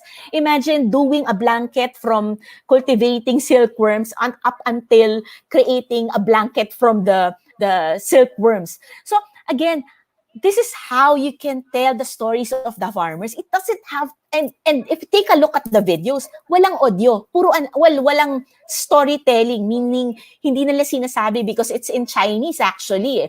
So it's just action. And it's very interesting to know how or different ako. I'm very much into talagang understanding the farming industry, no? So this for me is very interesting. I mean, ay, ito pala yung mga gulay na meron sa probinsya na to. Or ito pala yung mga how they cook the different kumbaga vegetables in this province in China. So take a look at it. If you have time, take a look at this. These two vloggers, Li Siqi and Janshi Shaoge. And when I saw this and when I kind of connected to your organization, sabi ko, pwede natin gawin to dito sa Pilipinas. And this is a way also for you to really bring awareness to the mass, to the Filipinos. Because imagine mo, one video, have you tried, kunyari, this one, sour papaya, my idea of the king of sour fruits, 24 million views. Sabi ko, ano pa yung sour papaya? When I looked at it, it's not actually a papaya. It doesn't look like a mango, but it's a specific fruit in that specific province. So again, this is how parang I feeling ko we can explore on how we can really tell our story to our audience. Create stories that connect. And again, this is very visual. No words, no explanation. It's just how, kumbaga parang they tell the story of their everyday lives. So next, thought leadership. You're all very well versed in this industry, no? How can you now provide insights relevant to your industry that would make it interesting to your partners, to me as a regular person, no? When I am not familiar with your organization before Miss Karen, kumbaga, and Phil Rice talked to me, no? But sabi ko, gosh, meron palang ganito, and it's very I have a high respect for you guys because you work at the backstage na hindi nila alam na ito yung ginagawa ninyo. So share your kumbaga insights, share relevant content or knowledge about your industry. So as I mentioned earlier, ito yon, si Li Siqi, gumawa siya ng wool cape. Gumawa siya from wool, starting from planting the wool, yung plant na ginagamit sa wool. Nag-harvest pa sila ng lamb ata or something. So again, this is how you can really harness the power of digital and the power of storytelling. Offer solutions and provide value. Again, I'm a digital consumer. I consume content on the space. I think 10 hours ako nasa internet daily. So I always take a look, and especially now, nakita ko kanina yung mga presentation on home gardening. Usong-uso ngayon yan, yung mga plantitos and plantitas. If you, as the organization, can share your knowledge, offer solutions, and provide value to us, regular homeowners, home gardeners, it would be really very, kumbaga, powerful also. And it can help the credibility and the awareness about your organization. When creating content, you have to create personalized online experience. Again, that's the beauty of digital marketing or digital platforms. You can target a specific audience. Itong grupo na tong gusto kong kausapin, ito yung content na gusto kong sabihin sa kanila. Meron akong isang specific na grupo na gusto kong kausapin. Specific lang yung content na sasabihin ko sa kanila. I would like to share with you an example in brands. I used to handle Del Monte Kitchenomics.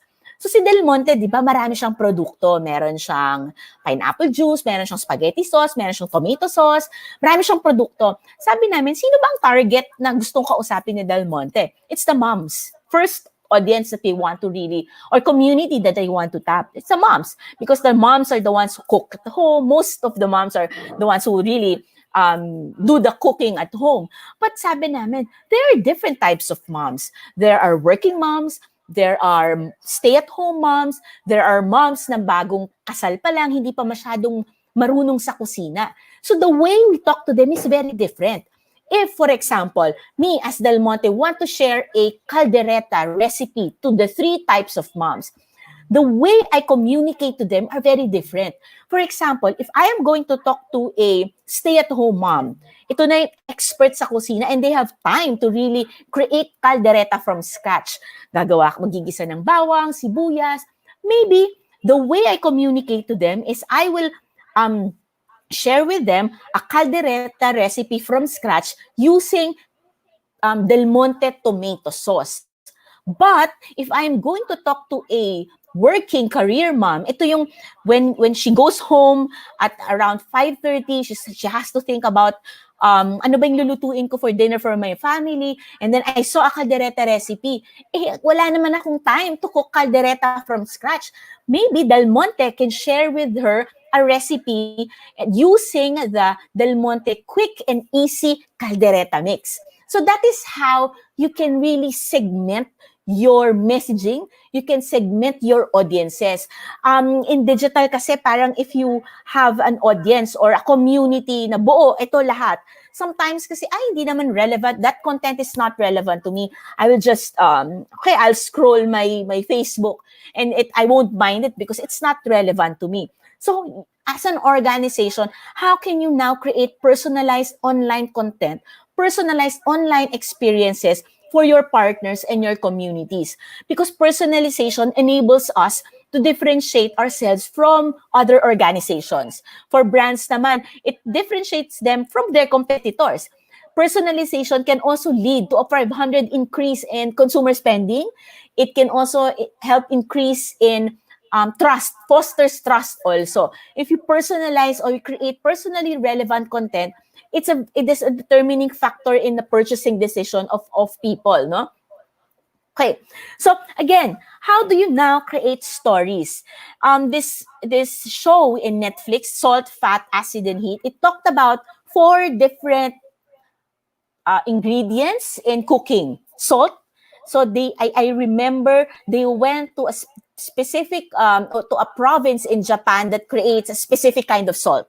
So again, how can you now tell your story in different ways that is more creative, more relevant, and not too technical? Sometimes kasi we kumbaga parang try to be too technical in how we tell our story or how we communicate to our audience or our partners, that sometimes nawawala yung human connection. So again, if you have time, take a look at this, Salt, Fat, Acid, and Heat. So they went to different provinces all over the world and talked about the different techniques on how they harvest vinegar, how they use fat in their cooking. Okay, so when creating content also, or meaningful content, focus on the psychology. Why do people talk? Why do people like, comment, and share content on all of these platforms? No, focus on the why. Why do people share? Focus on the motivations and the behaviors. As a marketer, this is in my organization, no, we always start off with understanding the needs of our partners. We have to start off with understanding their behaviors. What platforms do they use? How do they use technology? How do they communicate? So it's always about focusing on the motivations and the behaviors of your community members. Look for the emotional triggers. What is that emotional emotion that you want to be triggered when you create content or want to communicate to them? You want them to do an action? You want them to feel they're part of a community? Do you want them to feel loved? I'm sure you've seen all of these Jollibee videos, di ba, pag Valentine's. So bakit ba siya, why is it that all of these videos are very popular? because it latched onto a specific emotional trigger. It's love. So love for parents, love for opposite sex, love for friends. So again, look for those emotional triggers. And if you want to build awareness for your organization, this is the best way to really extend the awareness to us not part of your organization. And when creating content, create content that has value. Because again, as I've mentioned earlier, there's just too much noise. There's too much content every day, no? People are, parang everything, parang feeling natin, nasa-spam na tayo with all of these content. We're not just in the midst of a pandemic. We're also in the midst of infodemic. Imagine everybody now is online, all of these platforms they use. So how do you now, as an organization, create value over noise? Okay, so let's move on to the second tip. Build your community or your influencers. And for the past 3 years, a lot of people are talking about different types of influencers. When I talk about influencers, they're not your celebrity influencers.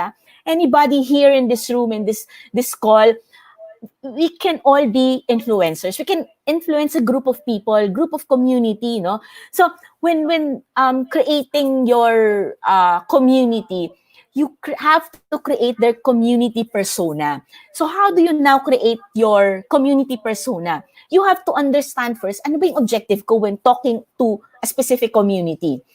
Saan ba sila nakatira? What are their job details? What are the platforms that they use? The devices that they use? How do they purchase? What are the purchasing decision? Who are the people who influence them? What are their interests?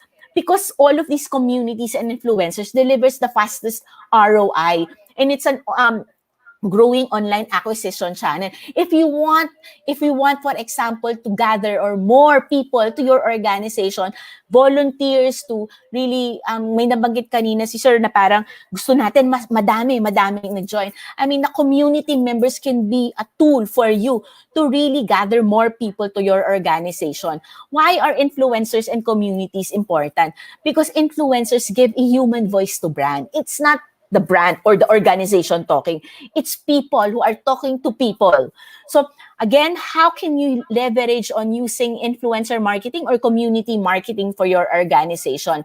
So what is the value of building a social media community? No? It promotes engagement. When people engage with you in all of your content, ay, nag-engage siya, si friend nag-engage, I will most probably also engage. It can increase brand visibility. It can bring users closer to your brand. You can really harness the power of your community, and it fosters brand loyalty and affinity. And of course, when you see a community, it creates a welcoming and engaged environment. And sometimes, ako, I've experienced this handling several brands, no? It can incubate inspiration. Sometimes I remember na parang yung community members yung nag-suggest of a new variant to a donut that we're selling. So again, and a community also fosters trust. So when creating a community or kumbaga connecting to influencers, you have to develop an authentic and consistent brand voice. As I mentioned in the first point, you have to have a authentic voice. Ano ba? If you personify your organization, sino ba siya? Ano ba siya? Kapwa farmer ba siya? Kumbaga leader ba siya? So you have to identify your consistent brand voice. You have to be responsive, always responsive, especially in this space. If you invest yourself in going into the digital space, you also have to invest in being responsive most of the time. Hindi naman pwedeng 24/7, ano? But in other brands, merong ganon. Dapat 24/7 active tayo. Dapat 24/7 responsive tayo. And you also have to continuously engage with your members or followers. So how do you do that? Lead your community. You have a lot. I mean, in different areas here in the Philippines. How can you lead your community to a certain goal? Inspire them. How do you now inspire them? For example, si Ayala Land, parang all of the employees, this is the second month of the lockdown, parang they gathered all of their employees to really pay it forward to the communities that were affected of this quarantine,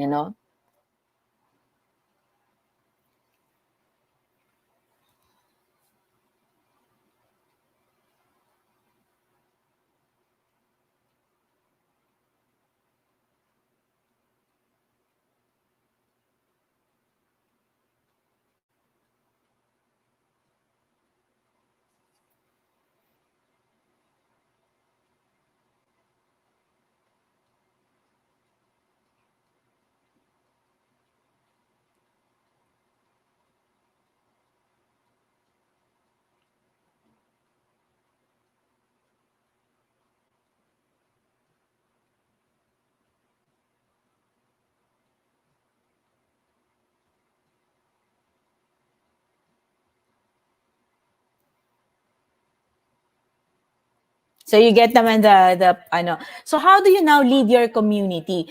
Next is employee advocacy. You have a lot of people in your organization. How can you now empower them to become advocates of what you're doing? So perfect example is what Starbucks is doing. All of their baristas are empowered. So when you go to a Starbucks store, di ba? Parang feeling mo they're all empowered. Parang very confident sila in how to deal with the people that are entering their store. So how do you now create a program for to turn all of your members, your employees, to be advocates, to be champions of your cause? Okay. Number 3, collaborate and get people or other brands involved or other organizations involved.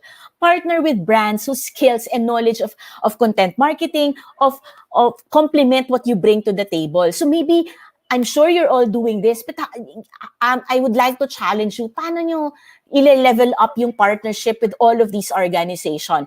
I'll share with you a case study. And when I saw this, sabi ko, parang pwedeng, similar. Your organization is very robust. Ang lawak. So how can you now leverage that bigness to partner with all of these organizations?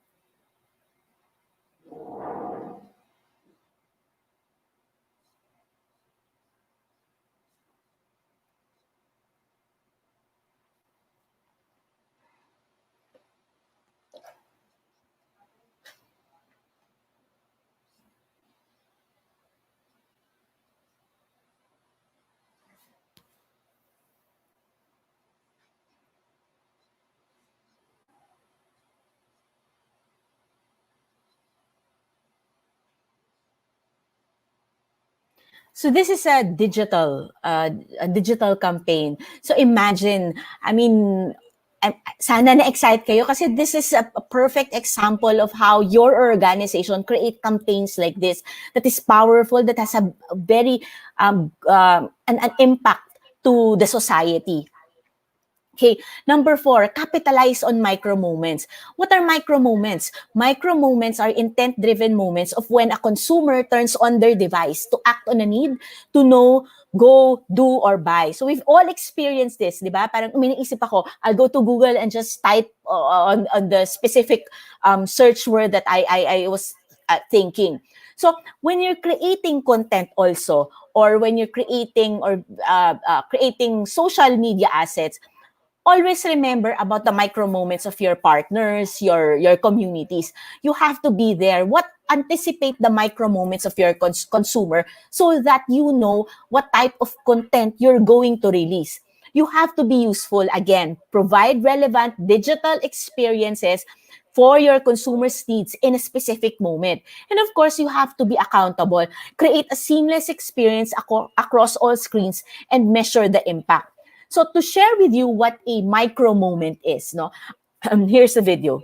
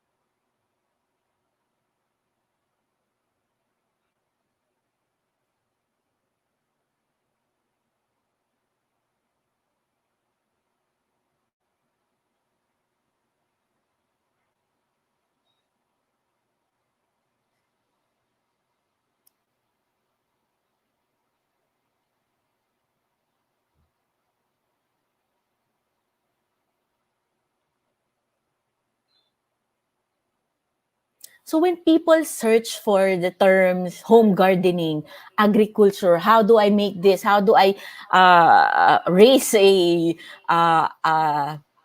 ano ba, chicken in my backyard or something? I don't know. You want to be the first to be on the Google result. Kasi pag ngayon when you type in all of these, again, you are the experts in this industry. How can you always make sure that you're on the top of mind in this industry? So again, that's a sample of what a micro moment is. And I'm sure a lot of people now are looking for ways on how they can volunteer, how can they, the things that you guys are doing. Okay, number 5, always stay connected. Yes, we're in the pandemic. Sometimes, nag-pause muna kami. And I've heard this from a lot of organizations and companies that I work with. Parang, okay, what do we do now? Everything, especially during the first 3 months of the lockdown, parang lahat sarado. What will we do? How do we now pivot? So you continuously connect to your audience, to your communities. Because, pag hindi makakalimutan ka na nila agad, because again, ang dami-daming nangyayari in this digital space. Always be available. When this thing happened, a lot of brands parang created all of these platforms, simple platforms where their customers can really connect to them. For example, si SM, bigla siyang gumawa ng Viber group where you can message and magkakaroon ka ng parang personal shopper. Yes, hindi ka makapunta sa SM store, but the experience of going to SM store is kind of the same because there is halimbawa, meron akong personal shopper na Viber. Pwede mo ba kailangan ko ng pantulog ng mga anak ko kasi ang lalaki na ng mga anak ko, biglang nagsilakihan. Papakita niya sa akin lahat ng mga damit. Ma'am, ito po yung pwede niyong gawin. Again, always be available. How can you now use all of these platforms to really connect and be available to your audience? always be positive but real. Sometimes kasi it doesn't have to be always ano ba, parang feel good story. Positivity, yes, is important, but also you have to be real. As I've mentioned in the first point, authenticity is very, very important. No, a lot of brands created, kumbaga, all of these platforms to really connect and create positive, but real stories for their companies and organization. Be generous. Again, you have a lot of knowledge.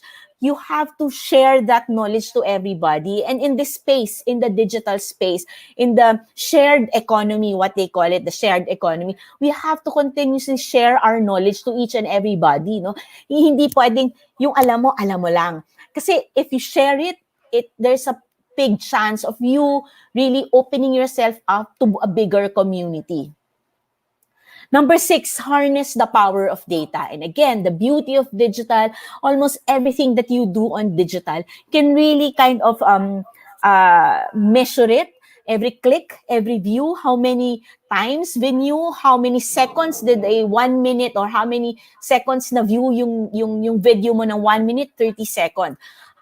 But you have to know what type of data you're going to collect, because there's a lot of data. A lot of people just throwing the word big data. Parang it's big data. But you can start small. What are the data points? What are the types of data that you want to collect?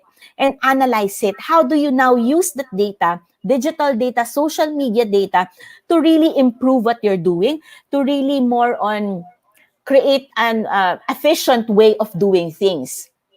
So in digital, there's such a thing as always on listening. So there are tools that you can use to really understand the market. It's listening to conversations online. So we've been doing this for different organizations and different brands. You have to have a systematic approach na parang, ano ba yung gusto mong pakinggan? Parang there are free tools, paid tools that you can use to really listen to conversations of different people. It can listen to a specific topic. You can listen to a specific brand, specific organization. So in the digital space, you have to always listen to your community members, to your partners, and talk less. As marketer, mahirap yon for us na parang dapat kaming nagsasalita. But no, in this digital space, what people say about you is who you are. It's always about perception building, no? So you have to listen more and talk less. Why is data or social listening important? Because it's real time. It's very unstructured. When people say something about a specific topic, a specific organization, a specific person or personality, it's unstructured because that is the emotion that I'm feeling right now. Ipopost ko yan sa Twitter, ipopost ko yan sa Facebook. And it's very impulsive. And of course, we post because we want people to see our content, diba? Aminin natin, pinost natin yung mga travel photos natin because we want to say, hey, I went to this place. So it's very relationship driven. In social, sabi nga nila, every like, the engagement that we get from likes, from comments, it releases an oxytocin in our brains, in our system. That's the happiness parang hormone na nare-release. Kaya tuwang-tuwa tayo pag may nagla-like ng comment natin, may nagla-like ng post natin. So again, that is the how you can really use the power of data and social listening in the digital space. Social listening can be descriptive. It can understand the behavior of your community. It can also be predictive. It can trend watch to identify what your community members or partners care about. And it can also be preemptive. It can detect early warning signs for threats and opportunities. So, a perfect example of how a brand or an app use social listening or use data to create something that is very useful to most of us commuters, drivers. So, ways, diba? It's descriptive. It describes to you yung daan saan ka pupunta if you want to go to a specific location. It can also predict kung what time are you going to arrive. Halimbawa, okay, from Quezon City, I want to go to Makati to Hilpuyat. So, it will tell you, it can predict the number of minutes that will take you to go to a specific location. And it can also be preemptive. Sasabihin niya, ay, huwag ka dyan dumaan because there's a, may banggaan dito sa road na to. So maybe you can go on a different route. So imagine what the power of data and analytics we can do. Okay. So, and then of course, how do we now analyze all of these things that we're going to do on digital space? So it really depends on where you are in the funnel, no? In the marketing or communication funnel. Are you in the awareness phase? Are you in the interest, consideration, conversion, or advocacy phase? So from there, you have to now identify kung ano yung objective mo. Meron kang objective, meron kang social media strategy, and some of the activities that you can do. And of course, what are the things that you're supposed to measure? Hindi naman pwedeng puro na lang ilan ang followers ko because that's kumbaga parang it's not a measure already of success, especially on the digital space. So there are a lot of things that you can measure on social media. It's impressions, it's how many people are you reaching, it's engagement, it's kumbaga mentions, it's sentiment, it's positive, negative sentiment of your brand. Okay, number 7, always transform to the new world, and it has to always be kumbaga consistent. Hindi pwedeng nag-transform tayo, okay na tayo siguro for 10 years. And in this space, especially during this quarantine, this pandemic, no, we've seen a lot of behavior changes. First, in how we accelerate our digital lives. Yung mga hindi nag-online banking noon, nag-online banking na ngayon.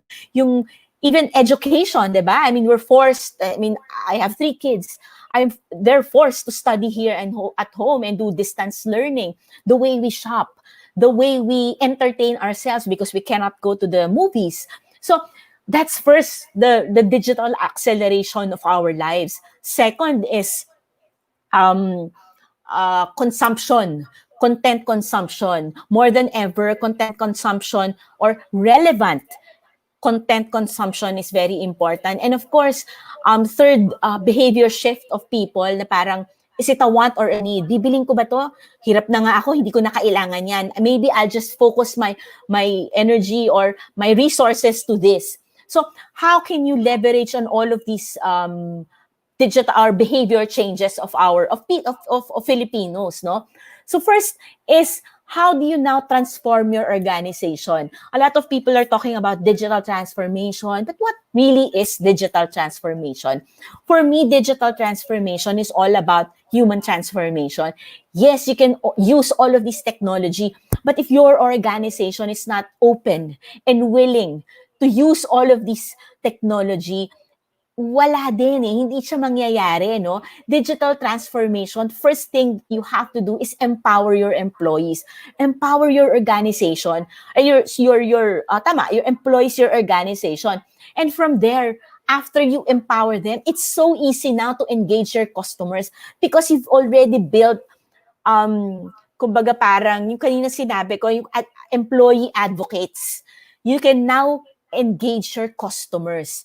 It's so easy now to transform and engage your customers and optimize your operation. And I've seen this from the 2 speakers, no? How do you now optimize your operation? And digital can help you really optimize and have a systematic way of doing things. And then how can you transform your product or services in such a way that it's more efficient and it's kumbaga parang you're still delivering yung objectives mo, but kumbaga parang pivoting lang or changing the way you deliver your product or your service.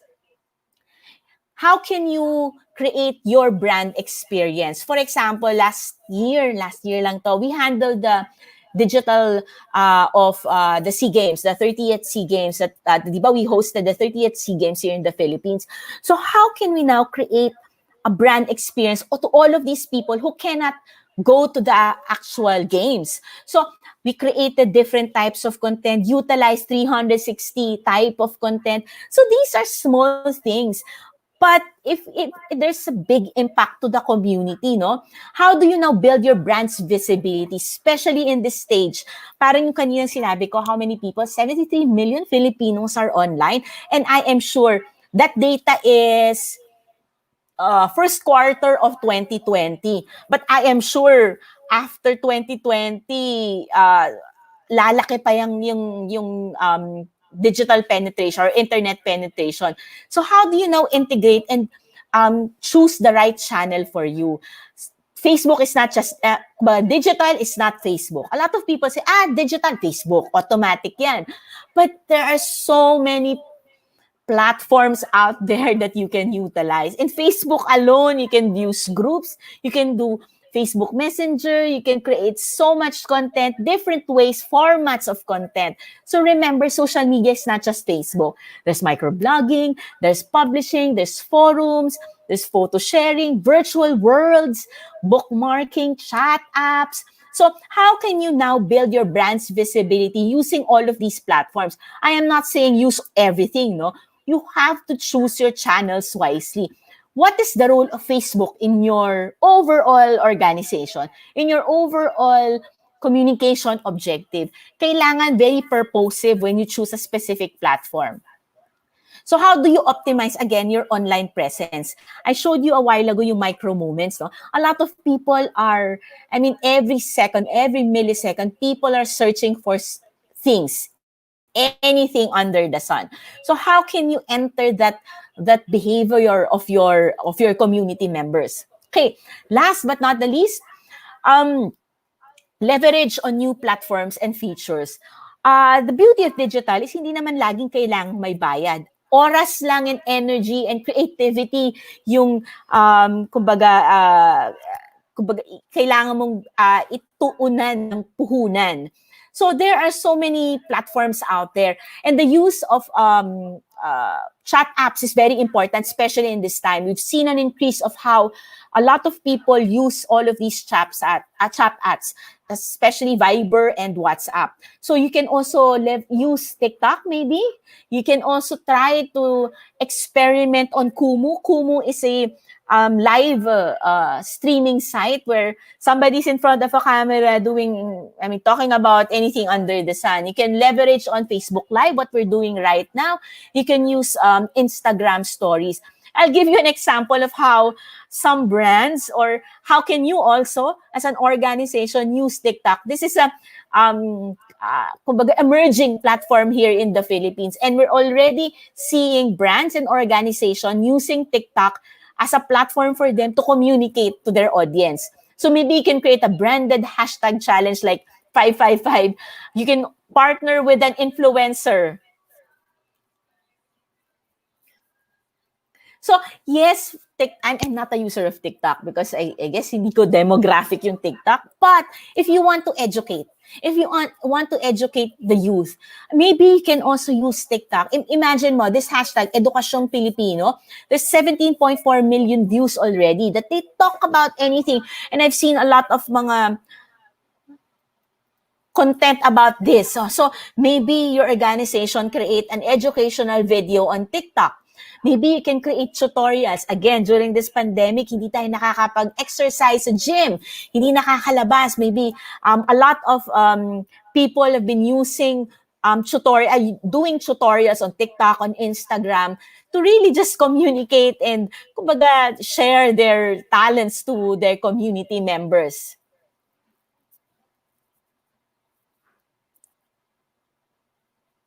Okay. Maybe you can also cover current events. Talk about the things that you really passionate about as an organization. So always remember, so that is my last point and last tip.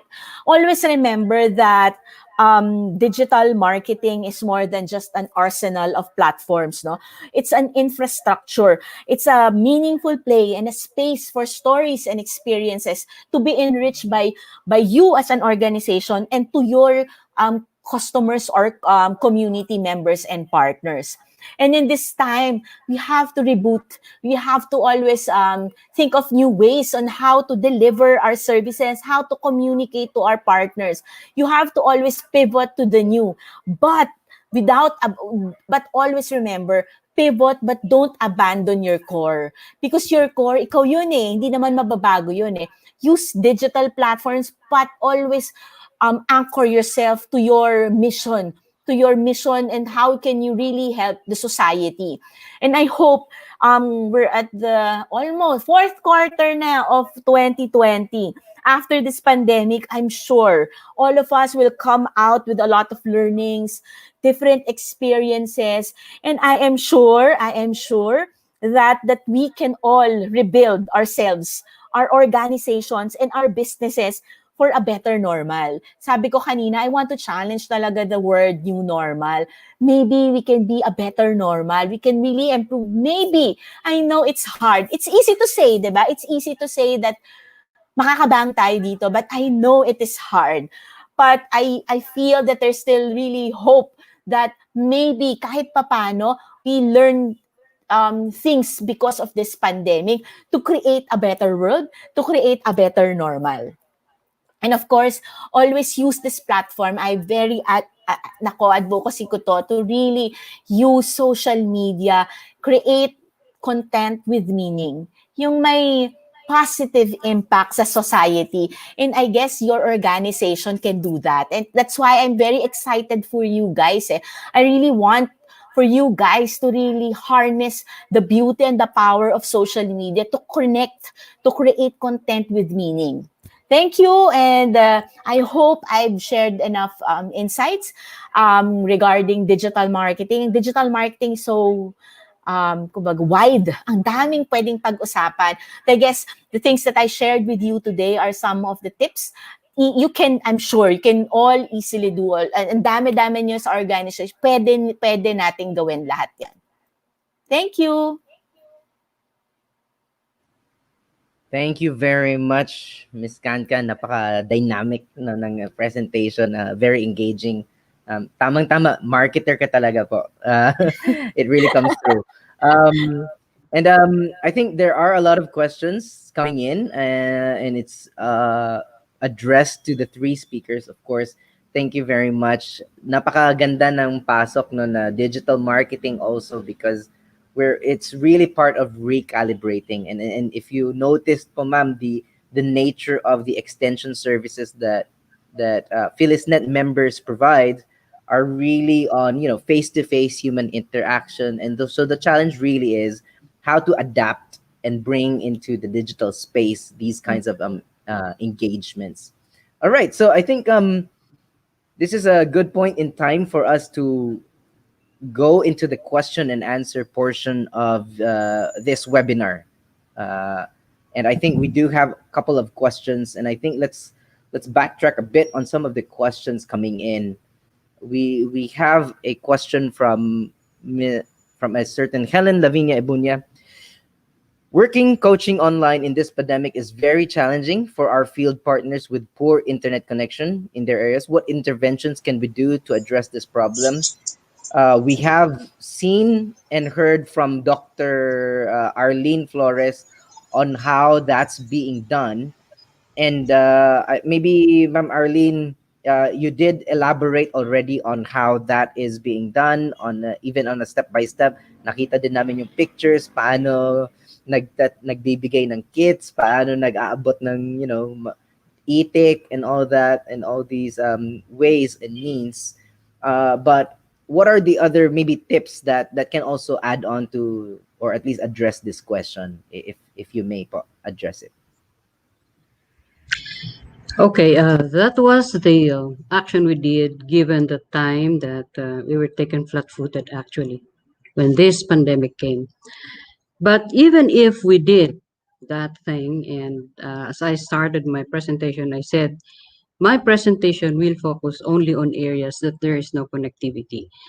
But at the back of my mind and behind all these things, I think the best thing that could be done now is to really address the connectivity problem. And I hope that the government will really look into this because we cannot forever be doing this. So this was just a remedy at the time that this problem of the pandemic came, and it fell without any warning. So, but we have to work. we have to really do it. So on my end, while I focused only on that part because I know there's a topic on digital coming in with Ma'am Kankan. So in fact, we spoke about that, and I explained that I will only be focusing on this part because the ICT component, the digital age will come with your presentation. So this was very clear between the two of us. But again, may I repeat that I hope that the presentation that I did will already trigger the government to really look into the connectivity. So that's my point when I did the presentation, because we experience a lot of problems with this. It cannot be forever that we do not have connectivity, because whether we like it or not, as Ma'am Kankan said, with or without the pandemic, we need the connectivity because we are being left behind, even in our Asian neighbors. That everyone else, they have very strong connectivity and they can communicate very well with it. Well, of course, there's always the problem of the other part where you cannot deliver the physical items online. But, we can address this by developing also the local markets. In time, there will be businessmen or, entrepreneurs who will already be providing these items in the localities and we can buy from them. So we can communicate with them online. So again, let me repeat, my presentation was to trigger the need to really improve connectivity, especially in the rural areas. Mm, thank you, ma'am. That's very noted po, no? And especially even in the global policy discussion space, the narrative is changing in such a way that part of the basic human rights is already the right to access to internet, no? Aside from food, shelter, clothing, and all of these things, internet connectivity is becoming part of the narrative of the basic human rights. So I think that is a um, very valid point that you're trying to raise from your question. So let me go to that next question. Yes, please show that on. So this is from Robert Acosta and Sir Rex. This comes as a clarification. I think so. The question is: I heard from Dr. Adriano in one of the webinars I attended that the implementation of the PAFES will be taking a backseat for the remaining years of the administration because of the reduction in DA's budget for 2021. If this is true, how will the TWG get around this budget constraint to be able to push through with this noble initiative? Thank you. So, Dr. Rex, you have the floor po. Thank you, Robert. Nandiyan ko pa ba? Actually, yung proposed budget namin for 2021 was last, no? Tama yon. But luckily, the ADB, we were able to get, the government was able to get a 400 million loan for the Department of Agriculture. And I think that will be the rescue package for PAFES in the pilots that I have mentioned. So with that loan, we will really be able to push this in spite of the budget constraints. And that is why we hope that this will accelerate by next year. This year, ang ano na lang talaga is Ilocos Norte and Quezon. So all the rest, all the other pilots will be in 2015, 2021, and 2022. Okay, sir. Thank you very much. Maybe I'll jump into the. There's another question on related to PAFES since we're on the topic of PAFES. There is a question from a certain Maem Ravs. Uh, Sir, how did the municipalities react in the province-led AFE system in your pilot areas? No, so maybe more of the responses of the stakeholders on the ground. Maybe you can elaborate on that, po, sir. Okay, ang aming experience sa Ilocos Norte ay it was really a consultative. It's a painstaking process because you really have to engage the municipalities, not only municipalities, all the other partners that I have mentioned. So what we did, we connected first through the LEMCAP. There is a League of City and Municipal Agriculturists of the Philippines. And we engaged with their president. They have chapters in the provinces. That's the first. And on a higher level, the governor himself. The governor plays a vital role here because he has to engage with the mayors. So, and of course, meron din the mayors are also organized, the League of Mayors and the League of Municipalities. And they all signed the Memorandum of Agreement. But I tell you, it takes some months for you to several consultations to, no?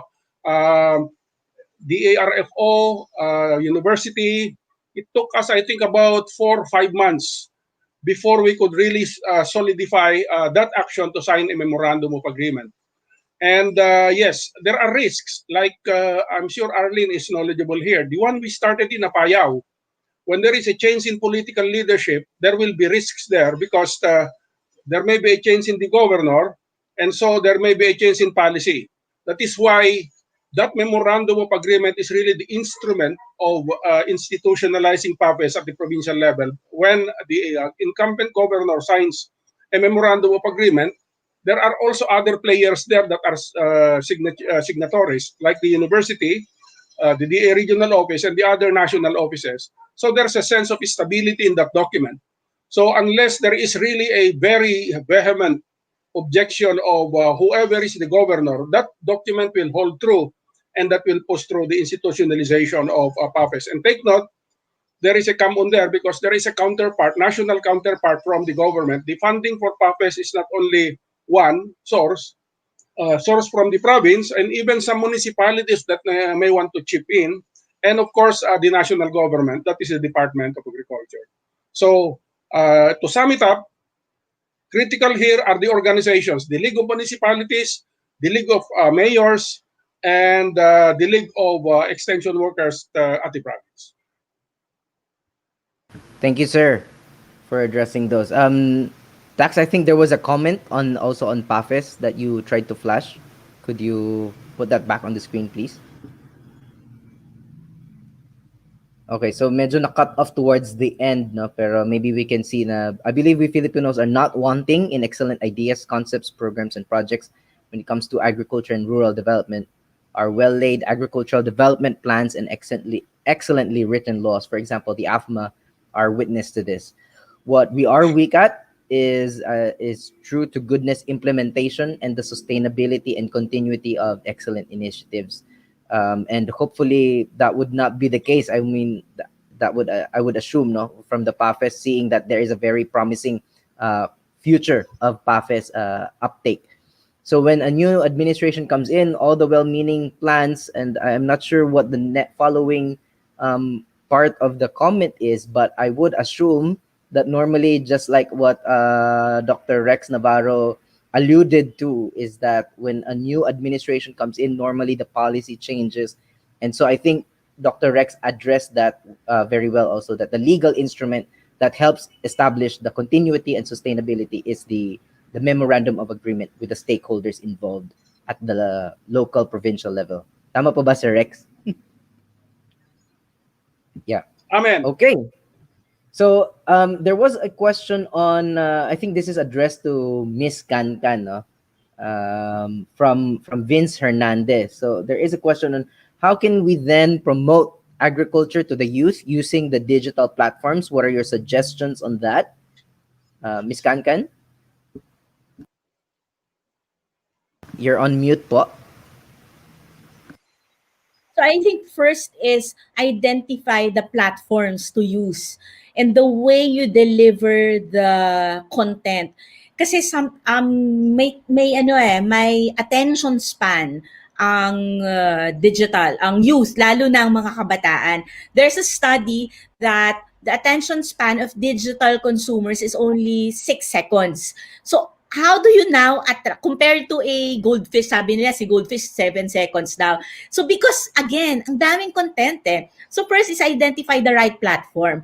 And how are you going to change the same topic? How are you going to change the way you deliver that topic? Through storytelling. And when I say storytelling, it doesn't have to be long. How can you tell a story in 15, 30 seconds? Because you know what? Pwede mo siyang gawing every 30 seconds, 30. And that, again, the attention span of the youth is very short. So, deliver a message na maiintindihan nila at that moment. One item only. Next, susunod ulit. I mean, it can be systematic, step by step. And when I say step by step, hindi kailangang masyadong technical. Because you know, all of these, I have teenagers also na sila yung nagsasabi sa akin, Mom, ganito mag-plant ng ganitong halaman kasi nakita ko yan sa TikTok. Alam mo yun, again, hindi nila nafe-feel na tinuturuan mo sila, quote unquote, but you're just sharing what you know. It's all about parang you're a peer to them. Peer kayo na, hi, this is what I know, I'll share it with you. Why is it that all of these influencers are very popular? Because they're sharing their daily lives. This is what I'm doing. Gagayahin to ng mga kabataan because ito yung nakikita nila. So, as an organization, we have to move away to, yes, we can do technical stuff. I mean, it's a different audience. But for the youth, the way you deliver your message and the way you create your content should be very different because the way they consume content also is very different. Thank you very much for that insight, ma'am. No, tama. The young people are, I think, the digital natives or the younger people who are now, who grew up having a screen right in front of them as early as 1, 2 years old are becoming that kind of part na sa sistema nila. Na Mhm. that's how they look at content. They look at YouTube Kids maybe, and the way the content is being presented is in very punchy details in Yes. bit-sized information. Yes. Bite The size. challenge, bite size rather. The challenge is, I think, especially in the context of PHILEASNET and extension service providers, is to create quality content in that 30 seconds, no? Kasi Oo. sa dami minsan ng content sa internet, there is the challenge that garbage in, garbage out. No? If you put garbage in a 30-second video, you're gonna produce exponentially in social media garbage for 30 seconds across different eyeballs. No? So the Yeah. challenge really, I think, is how we filter and how we produce content na maganda yung quality, maayos yung quality that can generate interest, capture interest, give quality information, and trigger Yes. actions. No? Yes. Trigger Yes. action. And that's important. I mean, we Mm. want them to do something, no? To act on something. And Mm-mm. ano, and the youth is very, sabi nga nila, this is a woke ano Yes. generation, di ba? If you just know how to tell your story to them, they will support you. They will be, I am sure, I've seen this. Kailangan lang makuha mo yung kung baga kiliti nila and yung formula on how to talk to them. Mm-hmm. I think we've seen that in the context of the climate crisis campaigns that young people are leading. No, Mhm. young people are leading the climate crisis campaigns using social media. So I think it's a matter of putting that into the context of PHILEASNET and the extension service providers, both public Yes. and private sector. Right. Paano Yeah. natin i-maximize yun? So I see there are a lot of comments saying that they're learning a lot from the digital marketing. So I would challenge the viewers, no? Paano i-take yung PAFES at yung boundary to boundary models at i-blend sa digital marketing. I think you will take a lot from this webinar if you get the gist of bridging and blending those models. Okay, we still have some other questions, I believe, here, no, from Lorna's sister. Can we see that? Okay, so I think the comments on saying that they learned a lot is also flashed. Okay, from Lorna's sister, comment for Dr. Navarro po. In keeping with pluralism as a way to build on the strengths institutional, especially across different provinces, I can see the composition of the steering team of a province-led office vary, ensuring multi and interdisciplinarity and inclusivity. Is that possible, sir, while maintaining some structure for coordination, monitoring, and evaluation? Thank you for the thought-provoking presentation. Sir Rex. Anong question? Comment yata. Opo, may question din po sa dulo, sir, na paano daw po mag-maintain maybe ng some Coordination, yeah, structure. okay. Yes po. Yeah, if you have seen the diagram, yung talagang pinaka-hub niya, in management theory, there is a hub, no? And that is the province. So in our initial experiences, it is really the quality of leadership of the provincial government that welds together all the players. So kunyari, in Ilocos Norte, yung si Governor Matthew talagang bata kasi siya, millennial siya, very dynamic, kaya very receptive sa mga ganitong initiatives. Although this was started by his mother, no? Si Senator Amy Marcos now. In Quezon, ang hub doon ay yung provincial agriculturist. Very dynamic then. And they have credibility, they have good programs that can really inspire all the other partners. So I think in terms of monitoring, evaluation, and all, welding all these things together, it is really the provincial government that is the critical factor. So the most important element of province-led extension, of course, is the province. And then, lagi kong sinasabi ito, yung aeroplano kasi parang lumilipad, hindi natin nakikita. But actually, ang nagpapalipad niyan ay yung hangin. It is the wind beneath the wings of the airplane. And those are the partners. So the airplane may be the provincial government, but the wind beneath the wings of the provincial government are the partners. So there should really be a synergy and a complementation among all the players. And that is our role here as the catalysts, because we are from the outside and we catalyze and we synthesize, synergize the players from the outside. Wala kami kasing baggages and we don't have any hidden agenda. So if we see some, challenges there, we have very good image and credibility to come in because we are from the outside. So yung management committee, actually marami yan. Yan kasi because we want to follow the principle of inclusiveness here and pluralism, as I've said. That's why it reflects all the players in the province. But the most important hub here is the Provincial Extension Center that is, of course, run by the provincial government. And that will be supported by existing offices there, the Office of the Provincial Agriculturist, Provincial Veterinarian, Provincial Fisheries, as the monitoring and evaluation unit. Thank you, sir. So, kailangan yung partnership building, and I think from what you're saying, sir, no, is a buy-in from the local stakeholders for the Correct. coordination, monitoring, and evaluation. In fact, yung buy-in, hindi instant coffee yun, no? Kaya nga sabi ko, it takes months. And that is our role as the catalyst. So, lalo na kung may mga konting iringan yung mga agencies dyan, you really have to mend this together. But as I've said, the most important factor here is the support of the provincial government. And that is through the governor. Pag may basbas ang governor, talagang and also yung orientation din ng governor. That's why we are really very selective about the pilots, no?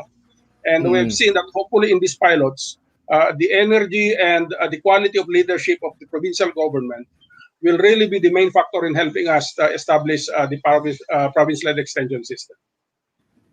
Thank you, Lorna. Thank you very much, sir. I think I have a question from on the side of PAFES also, sir. No, you did mention, you did highlight the private sector engagement. Yung isa kasi sa mga ibabanggitin ko lang din po is that the producer of this webinar for PHILEASNET, which is Dream Agrimedia, is only a service of the company which is Dream Agritech Consultancy Services. So, for example, the company like ours po that does actually private sector extension, how do we get involved? I know there are a lot of other businesses, startups probably across the country that does private sector extension.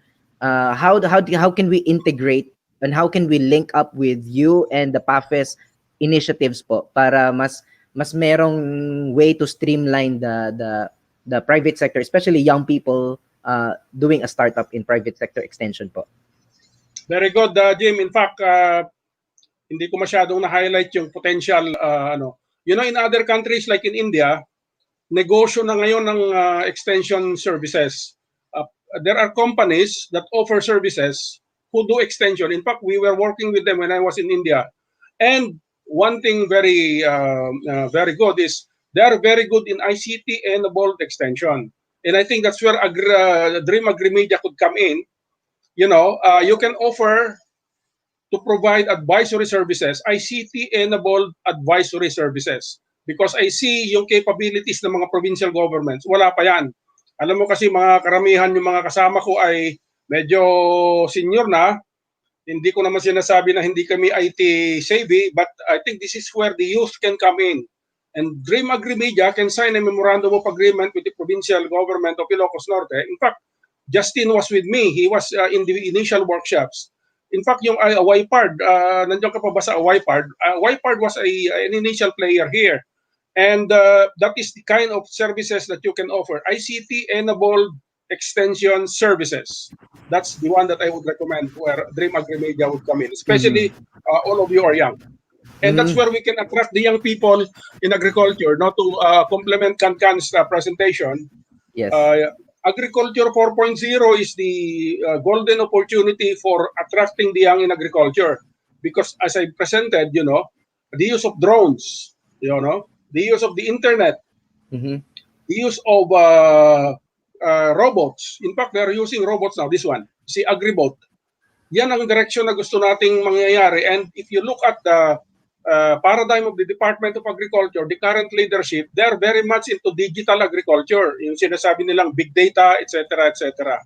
So this is the kind of direction. In fact, this is one of the items that we would like to slowly introduce into the province-led extension. And let me emphasize, I think Dream Agrimedia can be a good player here because you are all IT savvy. So, and by the way, we are not starting from scratch. Karen's husband, the late Roger Baroga, started this. Yung mga drone na nag-a-apply ng seeds, yung mga drone na nag-a-apply ng fertilizer, something like that, no? And the other applications that we can use in agriculture, like naririnig nyo na siguro yung rice crop manager, yung pest risk identification management. These are all using ICT-enabled tools. And in fact, we are strongly suggesting that even PhilRice should start a smart rice agriculture platform to really put all these ICT-enabled tools vis-a-vis rice production. Thank you, sir.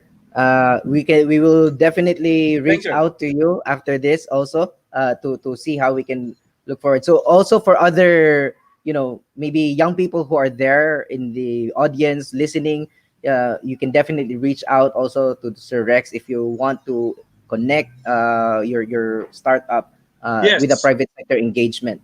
Is that possible po, sir? Paki-flash Jim yung aking mobile phone number at saka email. Paki-flash mo dyan para makita nila. Okay, so Justin or Dax, maybe you can put it there in the screen. In India, this is a very profitable business now, offering ICT-enabled extension services. We were working with them. They were very good. Thank you, sir. And aside from the ICT side of extension that we do, sir, yung Dream Agritech does farm planning also to help people really, if they want something on the ground, we can help also in farm planning and etc. But I think there's a lot of positive potential in there. Sir, we have a question from one of our PHILEASNET advisors, no? Si Ma'am Gigi Cardenas. And I know she's here. Okay. So I welcome her to the stage now. Ma'am Gigi Cardenas is here with us, if I'm not mistaken. She logged out.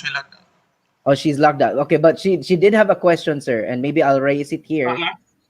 The question is, what bothers maybe some of the people, and that is that the fact that PAFIS will be funded by a loan from ADB, no? So will the project be able to contribute sufficiently to the repayment of the loan?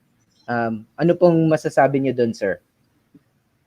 Well, yung kasi is pilot lang yon. Yung kukunin sa loan actually are only the 15 pilots.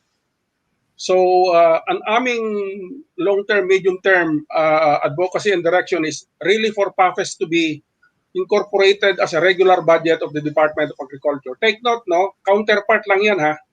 Counterpart lang ng DA. The other counterpart will come from the provincial local government unit. So, yung ability to repay the loan, I think you can see agriculture is growing. And so definitely agriculture will be one of the growth points of the Philippine economy in the next years. So there should be no problem. I think I do have some questions also for the other speakers, but I'll link up to that point that, sir, you raised on the hope that it will be supported by policy to have a budget. There is a question from Glenn Ilar. Is there an effort to revive the Senate Bill 1337 of Senator Loren Legarda during the 15th Congress titled Agriculture and Fisheries Extension Act of 2010, which basically has the same objectives of the province-led extension para hindi na problema ang budget for such initiative? What can you say about that, sir? Yeah, in fact, I think I may have seen that, but I can't remember quite well. If this is really supportive of province-led, it's okay because there were bills before that aim to renationalize extension. That's really counterproductive, no? But if it will really support this fully decentralized province-led extension system, then that will be it. But although, of course, that's for the long term, because wala na rin si Loren, so kailangan yung bill na yun i-refile, and take note, kailangan ng counterpart yan sa lower house. But ang aming ano kasi is during this administration, hopefully, kaya lang 2 years na lang, gusto pa mag-resign ni Presidente, would be an executive order. Mas mabilis kasi yon. So kung may executive order, meron na tayong supra policy. But that's really wishful thinking because ang dami kasing problema ngayon, alam nyo naman, no? So yes, a bill would be for the long term. We really need a bill to really institutionalize. And in fact, what we can do, a more practical approach, siguro for those who are good into policy advocacy, is just to amend the local government code. Ang sabi kasi ng local government code ay integration lang ng province. Hindi niya sinasabing leader ang province extension.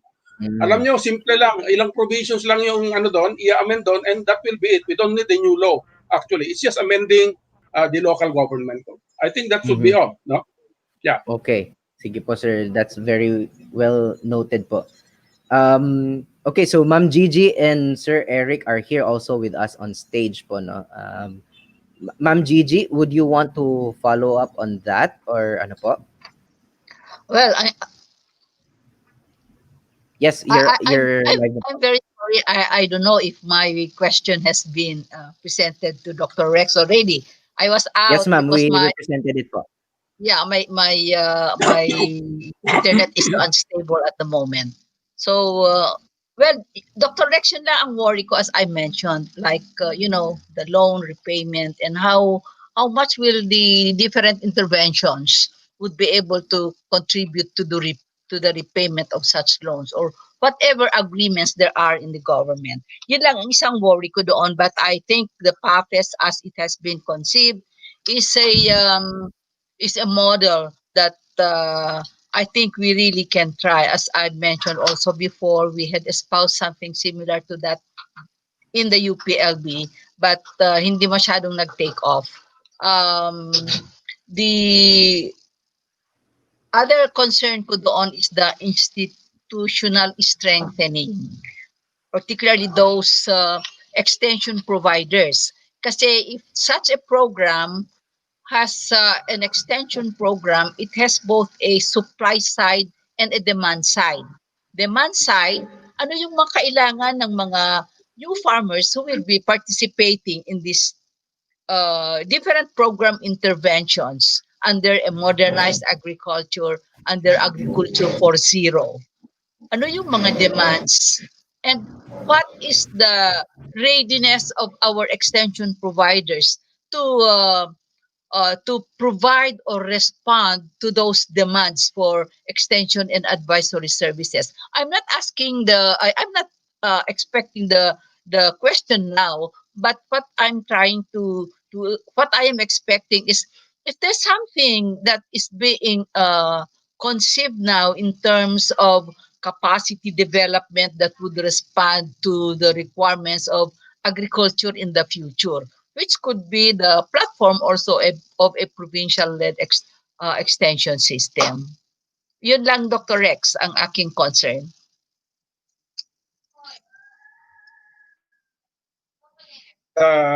Bigger picture, no? Yeah. Magsisimula kasi tayo, there's a big, this is another loan from the World Bank, and everybody is aware of the Philippine Rural Development Project, no? That's another $400 million loan from the World Bank. And there are 4 components there. And one of the components, of course, pinakamalaki yung I-build, yung infrastructure. Yan ang marami. No? There's another one on I-REAP. This is the Agro Enterprise Development. And under the I-REAP, they have funded, I think, every province now. Sana may taga-PRDP dito sa audience. They have funded the development of provincial commodity investment plans.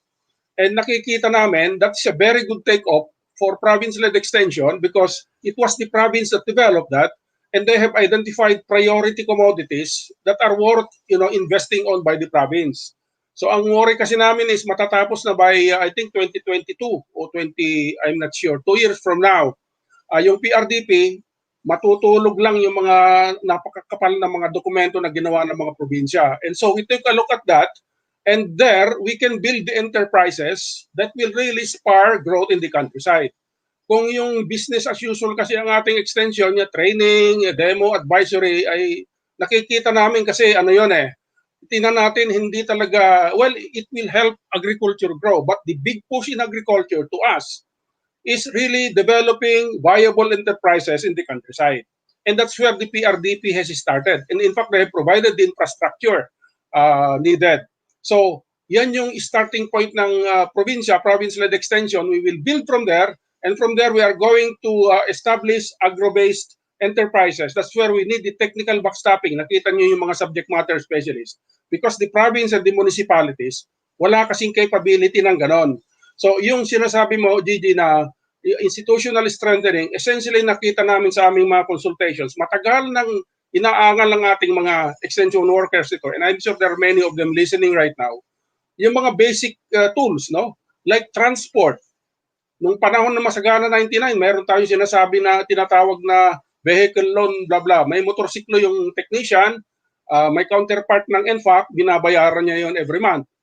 Para mobility, no? And their tools like tablets, digital agriculture na tayo So, what are the other things like, professional growth, professional training on their side, no? Na hindi yan puro training na training on rice, training on corn, hindi dapat ganon. We can offer them, in fact, they can take their master's degrees through open distance learning, and we have brought this to the UP Open University, and they were very open about it. Para naman may professional growth ang ating mga extension workers. Besides those monetary things that are being given right now. So we really have to strengthen the institution, and what I mean by institution, these are the municipal, local government extension workers, so that they will be capable in really helping us implement province-led extension programs. But take note, hindi naman puro mga ano yan. There are local institutions like the universities. They can really help build the competencies, and the most important competency that we have to build now is agro enterprise development. And in fact, this is where, Jim, the private sector should come in.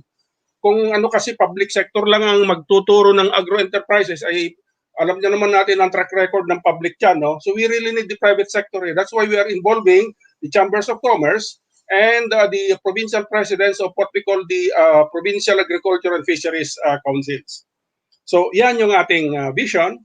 And I tell you, this will not be attained overnight, but institutional strengthening takes time.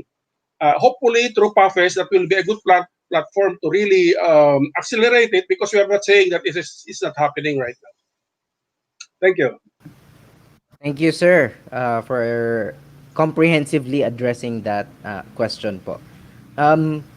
Before I go to another question, or at least raise another question, this is just a reminder to the audience po that if you are wishing to receive certificates, please do wait till the end of this question and answer, no, bago tayo magpakita ng evaluation form. You will need to fill out an evaluation form so that we can issue you your certificate for this webinar. So I think the next question is addressed to Miss Kankan, no? And I drafted this in a way, and apologies for this, ma'am, na medyo I'm gonna play the devil's advocate here, no? Kasi I understand that there are people who are still apprehensive of fully shifting to digital platforms. There are organizations that are, entrenched in the way they do things, na medyo takot sila on data privacy, takot sila on, especially now when Social Dilemma documentary just came out on Netflix, and people are now seeing what were the things behind the development of these technologies. The question is, how do you deal with the challenge of potentially displacing certain people by shifting to digital platforms or strategies? How do we address that? How do we blend maybe? Ano ba ang best approach sa mga ganyang challenges or concerns po? I'm sorry po, ma'am, you're on mute pa po.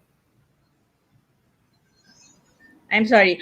Okay, I think your first question that there are a lot of or there are organizations or companies that are kind of parang iffy in going into digital because of all the data privacy. I always say this, it's educating yourself because before you enter you have to know everything. You have to educate yourself on what to do, what not to do. When social dilemma, you mentioned social dilemma, no? Parang hindi na for us practitioners of digital, hindi bago 'yon. But ang lagi my takeaway on that show is it's how people use the platforms eh. It's how they weaponize these platforms to do something that is harmful to the society and that creates divide. So I think the best way is to educate yourself on all of these platforms because if you know how to use it properly and to use social media for social good, it's a very effective and a powerful tool. So I guess you have to go first to the basics to educate yourself on how to use all of these platforms. For example, as a digital marketer, we do paid media, so digital media. So you pay to promote content, and there are ways on how you can really target a specific audience and talk to them in a specific way. Why is and halimbawa, if you guys are doing online shopping, for example, in Lazada, when you click on an item, and then you didn't buy that item, and then when you go to other platforms, you'll see that specific item. So that is called remarketing. The system doesn't know you personally, but they know your behavior. So my tip, sometimes ang tip ko dyan, mag-clear kayo ng cash ninyo, cash, para hindi kayo masundan, para hindi kayo ma-profile ng mga platforms. Again, all of these platforms, there are two ways to use it eh. Diba? There are two ways to use it. Use it for social good, use it to divide people, use it in to kumbaga parang for something bad or something, diba? So again, educate yourself. Educate on how to use it. I've experienced big brands also, parang especially going to social media, nakakatakot, baka magkaroon kami ng negative backlash. Sabi ko, again, we prepare for that. We create a crisis protocol plan. Big organization, we're helping, for example, create a crisis protocol plan. Kung may nangyari nito, hindi kayo nagkakandarapan na parang, okay, what are we going to do? What are we going to say? If you are prepared, it's easy to negate all of these negative things that's happening for a specific company or an organization, a person, a personality. So that's the first thing. I think the second, your question is how do we, yung may, tama ba na parang may divide or parang, can you Blend. how can you blend yung the online and offline? Parang ganyan? Okay. Yes, something along those lines po. Actually, of course, we still live in a real world, no? Meron pa rin yan. And yun nga maraming mga things that we cannot control, especially connectivity, diba? The connectivity issues in certain areas and not a lot of people can afford internet connection. But there's this thing that's called phygital. How can you connect the physical world into the digital world and the digital world bring it back to the physical world? So there are things that we cannot control. Halimbawa, maraming taong walang connection, hindi makakonect. Okay, ano na yan, given na yon. But how do you now use, halimbawa, you have communities online. You have communities on partners online. You educate them and then baka yung parang yung nabanggit ni Ma'am kanina about boundary to boundary, no? Baka pwedeng digital to physical.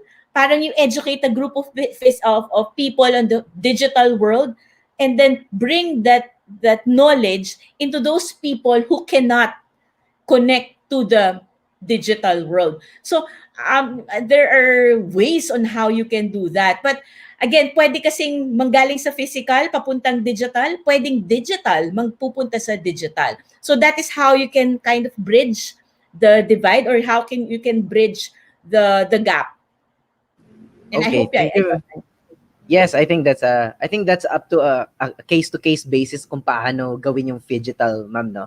And I think especially like say for example in the case of like what Dr. Arlene shared na dahil may ganong internet connectivity challenge, yung challenge now is the phygital na sinasabi niyo po, no, na the blending or at least mixing 50% probably internet related solutions and then blending it with the physical na yung coordination na boundary to boundary. All right, so I'm going through the comments just to see if there are still questions that we may have not um, raised po, no? So, I think just to reiterate po, Dr. Arlene, no, para sa benefit din sa audiences natin, is there a way for, or is there a web page or a write up on how ATI car is implementing this in case there are people who are interested to see how they can adapt that model into their own locality po?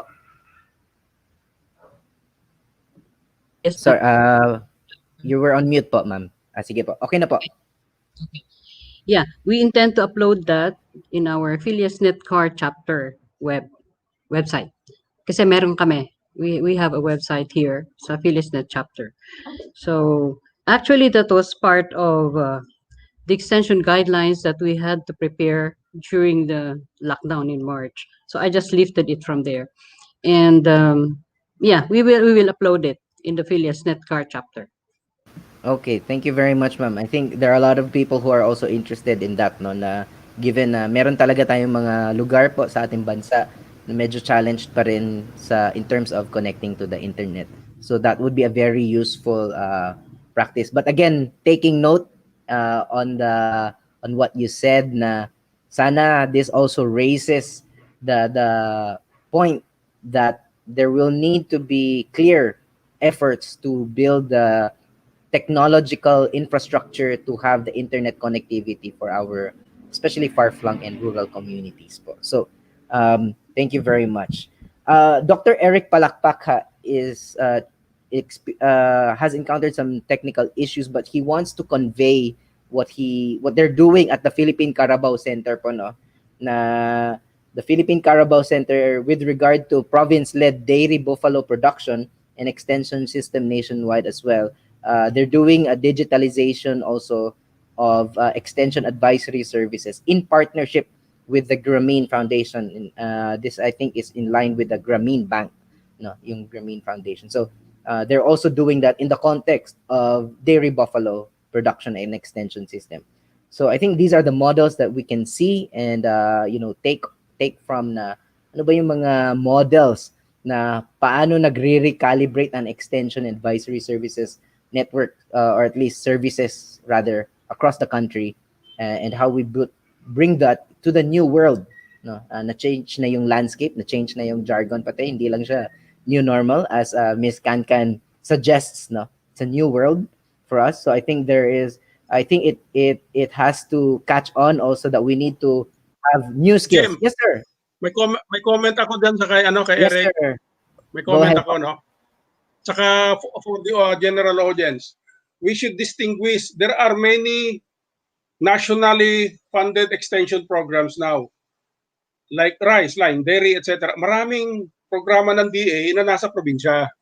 But to me, that is not province-led, no? So we really have to distinguish. Yung province-led na sinasabi namin, yung talagang mismo probinsya. Kaya nga namin ini-insist na yung Provincial Commodity Investment Plan ang take-off point. We cannot do anything about nationally funded programs in the province. These are provincial extension programs. There is a very wide distinction between a provincial extension program being funded by the national government and a province-led extension program. Magkaiba yun, no? So itong province-led talaga, wala pa tayong nakikita na ganyan. Karamihan ng mga ginagawang extension activities sa mga probinsya ay galing din sa pinupunduhan din ng national. If there are, napakaliliit yun. And so ito talaga, first time, we are going to really rally mobilize the provinces to once and for all lead extension programs based on their own needs as expressed in their provincial commodity investment plans. If I may give an overview, yung PCIP kasi, maganda yung ginawa ng PRDP dyan kasi World Bank din to Gumawa sila ng prioritization ng commodities like for instance in Ilocos, siyempre garlic. and they did value chain analysis. So ang intervention natin dyan, hindi na business as usual na training and training, puro technology. We will really analyze the value chain and where extension intervention is needed. And that was identified by the province. So yun yung province-led. So we cannot do anything about nationally funded extension programs. But take note, then will be hybrid, a blend. In Ilocos Norte, PhilRice is implementing what they call a rice business innovation model. Na ito ay enterprises, rice-based enterprises done by community-based cooperatives and farmers groups. We will mainstream that in Ilocos Norte. So it will be a blend between the PhilRice program, which is national, and the provincial program, which will scale that. They are now into 2 municipalities. So pag gagawin nating province-led yon, province na talagang maglilid, i-scale nila out yung dalawang pilots ng PhilRice in probably most of the municipalities of Ilocos Norte. So, yun yung aking clarification. Mm-mm. But sir, I'd like to also touch on that point na there is a possibility for any hybrid or collaboration between nationally delivered extension services of certain national agencies with the province-led efforts. Tama po ba, sir? Yes, of course. Kasi yun na nga sinasabi namin, lahat kasi ng mga programa ng national agencies, pinapadaan din sa probinsya, pinapadaan din sa munisipyo. But that is top down. 'Di ba? Kunyari rice, ang daming ilang rice yung RCEP na lang, no? So ang taga-distribute din ng seeds diyan ay mga frontline extension workers din. But that is a national DA program. So okay 'yon. As I've said, hindi naman natin titigilan 'yon kasi nandiyan na 'yan at saka may pondo 'yan. So but aside from that, yung enterprises na manggagaling mismo sa mga munisipyo based on their commodity prioritization, yun ang gusto naming i-lead ng province. And yan ang gusto naming suportahan din ng Department of Agriculture. Because this is really based on the real needs, concrete needs of the provinces. And take note, as we have said, we have to create wealth in the countryside. And the only way we can create wealth is through agro enterprises. And PhilRice has really proven that through the rice biz. Kumikita talaga yung mga farmers groups that are now doing business in the whole value chain of rice. So hindi na lang production ang ginagawa nila hanggang dun sa, in fact, ambition natin kung pwede hanggang sa milling na sila. So that they will really have more value added and syempre generate more profits. So that should be it. So let me repeat, nationally funded extension programs, okay lang, but that is in collaboration with the provinces and municipalities. That is not province-led, no? Yung province-led talaga sila yung magsisimula based on their priority commodities and kukuha sila ng counterpart sa Department of Agriculture. Yun ang pagkakaiba nun. Thank you. Thank you, sir. Thank you for that clarification. I'll take in one more question before we jump into the next part of the webinar. No? So there is a question raised by Ma'am Arlene here. Ma'am Arlene, could you please deliver that question po in person na lang po? National and provincial programs. So when we get into the national programs, I think we also go to the provinces to determine what are these. So I was just wondering, will there be a really difference between the national-led programs and funded by the national and what the province or the locality would identify? When in fact, we're talking about the same Sa way akin of ba yun? determining this need. Yes, sir. Sa PAFES ba? Sa akin ba yun? Yes, sir, Rex. Sa akin yun, Kasi, Arlene? yes, sir. Kasi na ano din Okay. ako, having Clarification. Hindi pa yata masyadong malinaw. Yung province-led na sinasabi namin, yung province-led kasi, yung mga existing programs now, hindi province-led ngayon kasi national nga, no? Wala tayong magagawa doon. Yung sinasabi mong magpa-priority ay i-implement ng province, i-implement nga ng province kasi the only way they can really go on the ground is using the frontline extension services of the local government units. Hindi naman hanggang region lang ang DA, no? So they will really have to collaborate with the province and with the municipalities. But that is not, let me emphasize, that is not province-led, no? That is still DA-led. So yung sinasabi kong province-led, wala pa ito. Ngayon lang talaga nating sisimulan. And as I've said, a good start is the Provincial Commodity Investment Plan. Nandiyan lang. In fact, hingin nyo sa Benguet, meron sila dyan. And I'm sure that Flowers will be one. No? Sir, Doon tayo magsisimula.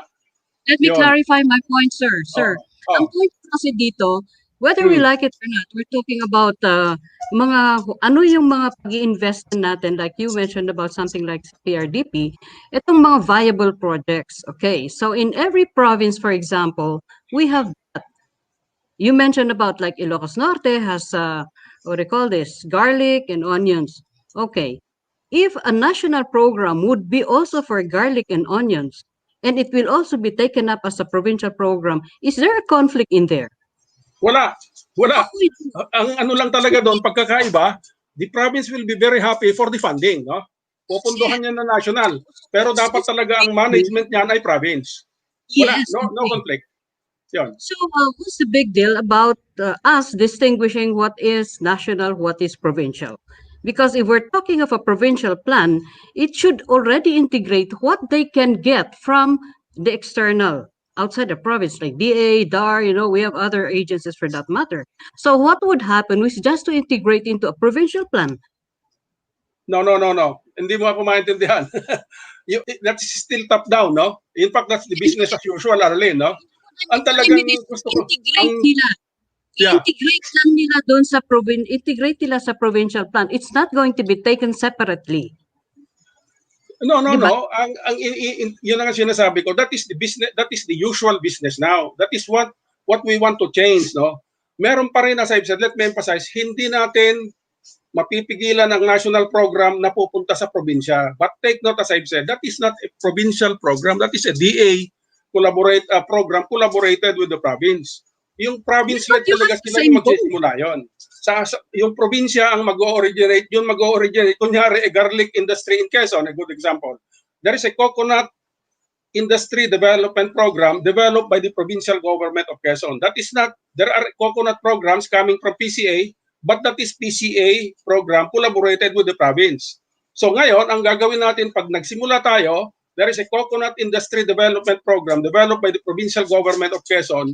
All those things that are being done nationally now, they will really have to be absorbed by this province-led program because it is now the province that is leading that and all the corresponding budgets, etc., support should go into the province. Yun yung pagkakaiba. So, sir, if I Now, may cut... Actually, we're talking of the same thing. Yun yung gusto kong sabihin.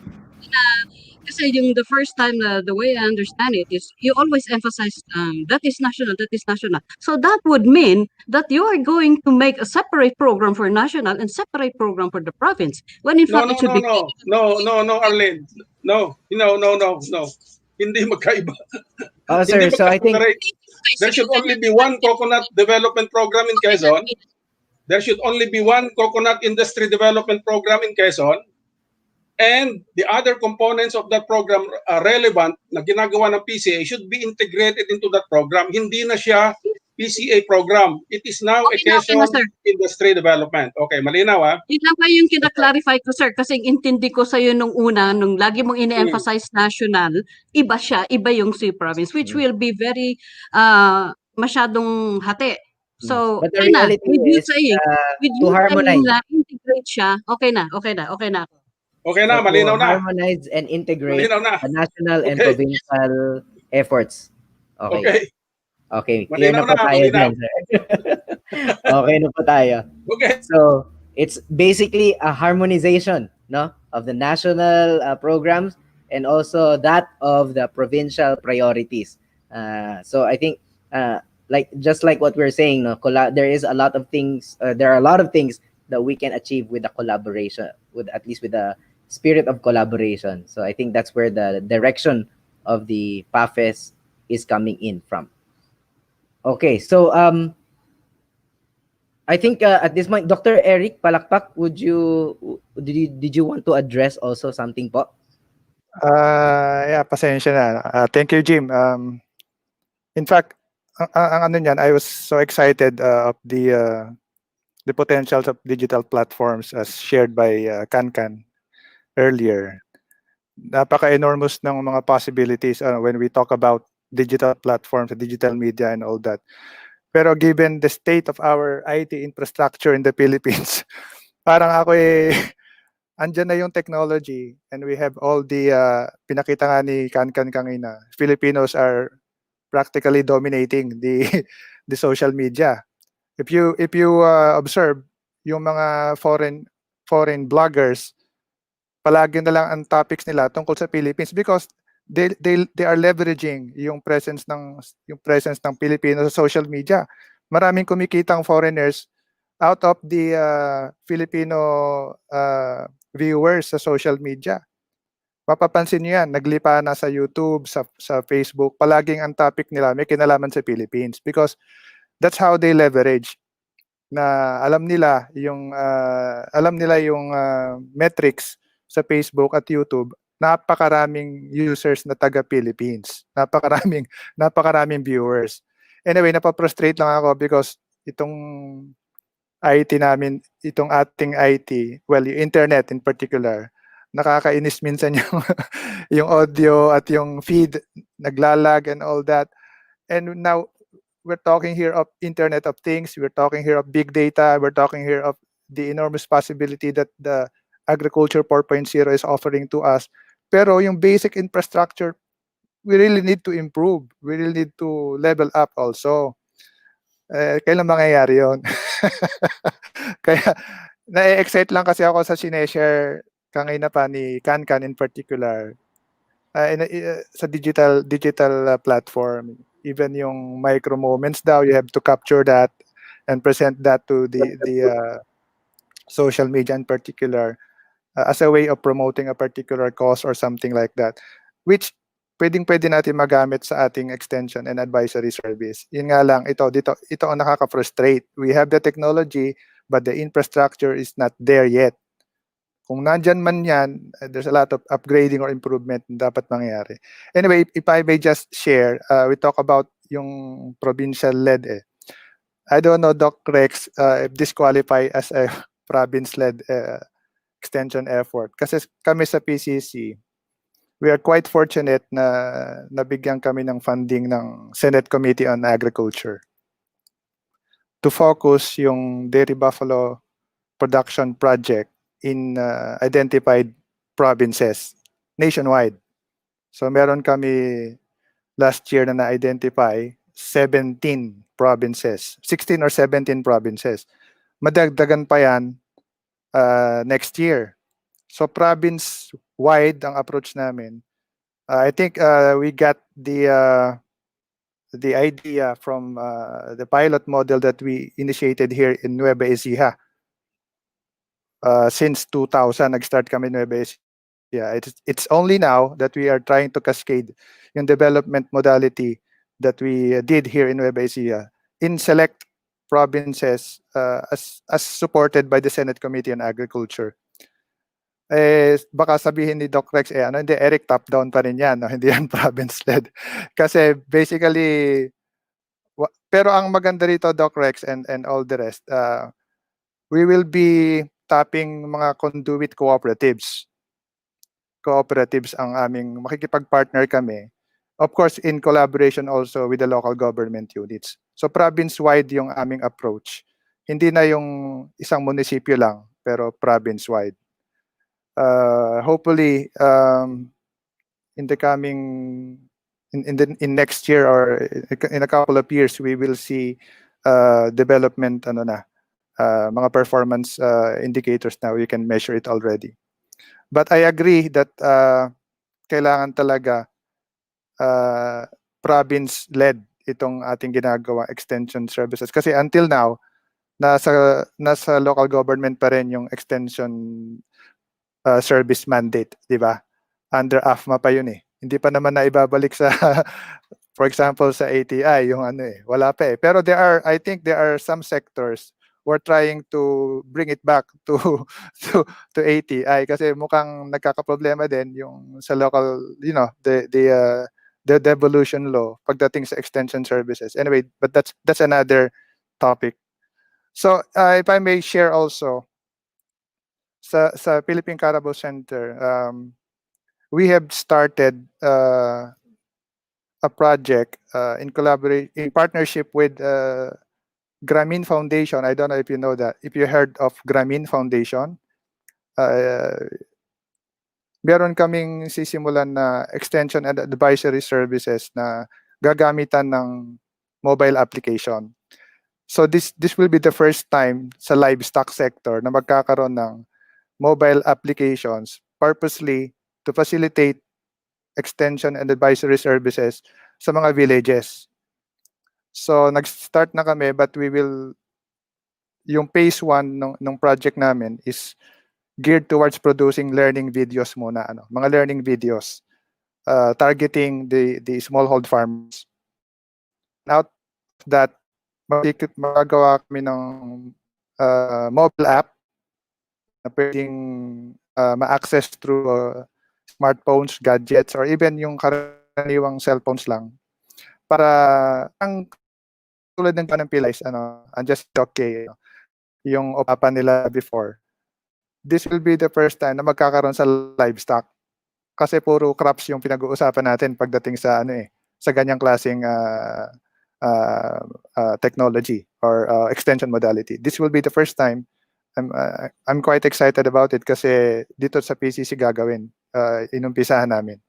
So hopefully within a year or two, pwede ko nang i-demonstrate yung kanginang, well, ine-exemplify, nagbibigay na example si Doc Rex kanina sa ibang countries na gumagamit na ng mga advanced technologies in livestock, di ba? May sensors and all that. Pero simulan natin dito dito muna sa mobile applications muna in rendering extension and advisory services. So maybe yun lang po ang may share ko. Thank you, Doc Rex. And si Kankan, thank you. At saka, of course, si Ma'am Arlene, very innovative yung kanyang shinare kanina. And I think Doc Andrew will be providing the synthesis naman mamaya. So, di ko na aagawan ng role si Doc Andrew. Thank you so much sa lahat. Thank you, Dr. Eric. Dr. Karen, did you want to address something as well to any of our speakers po ba? Did you want to raise anything also to our speakers po? Just a brief suggestion to Doc Rex. It's really more on the involvement of farm schools. As you know, they will be a major player in extension. They're part of the private sector. So I hope it could be considered as well that they will be, siguro in every province, there would be several farm schools. So maybe you could note this and make them part of the management committee of your of the provincial, of the PAFES. Yan lang. Thank you Karen, very can much. I answer that, Jim? Sige, very quickly lang, sir. Magsisynthesize na po tayo to wrap up. Yeah, yung farm schools, di ba yung kay Senator Villar yan? Not necessarily. Sinabi pa ni Doc Rex O bakit gumaganon si Arlene? Kung talagang siguro kung private sector na yung talagang nandun din sa probinsya, okay lang naman siguro. But kung yung mga iba ay national yon, so negosyo pa rin nila yon. Maganda sana kung farmer mismo yung may farm school. Province, and they're usually private sector. So yung kasama na dito yung learning sites for agriculture, LSA, and then yung mga ganon. And they are all now pathways for extension. So it would be good to have them in the management committee of, or representative in the management committee ng PAFES. Okay, siguro. Depende rin sa kung saan yung mga provinces where they are active. In fact, I can offer my farm as a farm school in Cagayan. Yeah. Okay, we just received a book from the good senator. Andun yung mga farm schools. Parang directory ng farm schools. Yes. Mm-hmm. Kanina lang, kahapon lang namin na-receive. All right, thank you very much to our speakers and our, of course, officers also from PHILEASNET for being engaging. And I think that's the beauty of dialogue. Na makikita natin yung ibang perspectives, we learn from each other. And I think the best, ang nag-stick talaga sa akin, before I give the floor to Dr. Andrew Gasman, the last thing I want to emphasize is yung sinabi ni Miss Kankan kanina, you have to pivot to the new, but don't abandon your core. And I think that goes to say also, don't abandon your core mandate, don't abandon your core principles and values. We have to stick to our core, yung why natin, kung bakit nag-exist yung bawat organization at institution.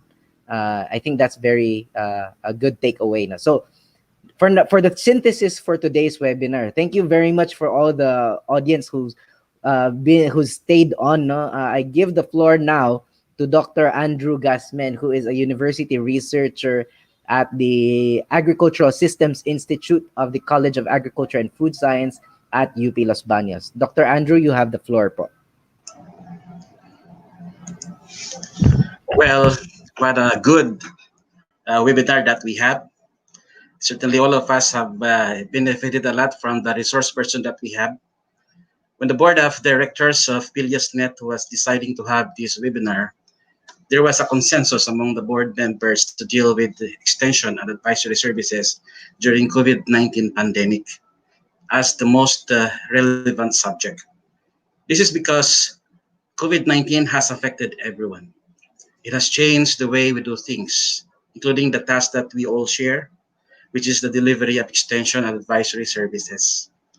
When government has put in place stringent measures like social distancing, wearing face masks, self-isolation, and in extreme cases, we have lockdowns of communities.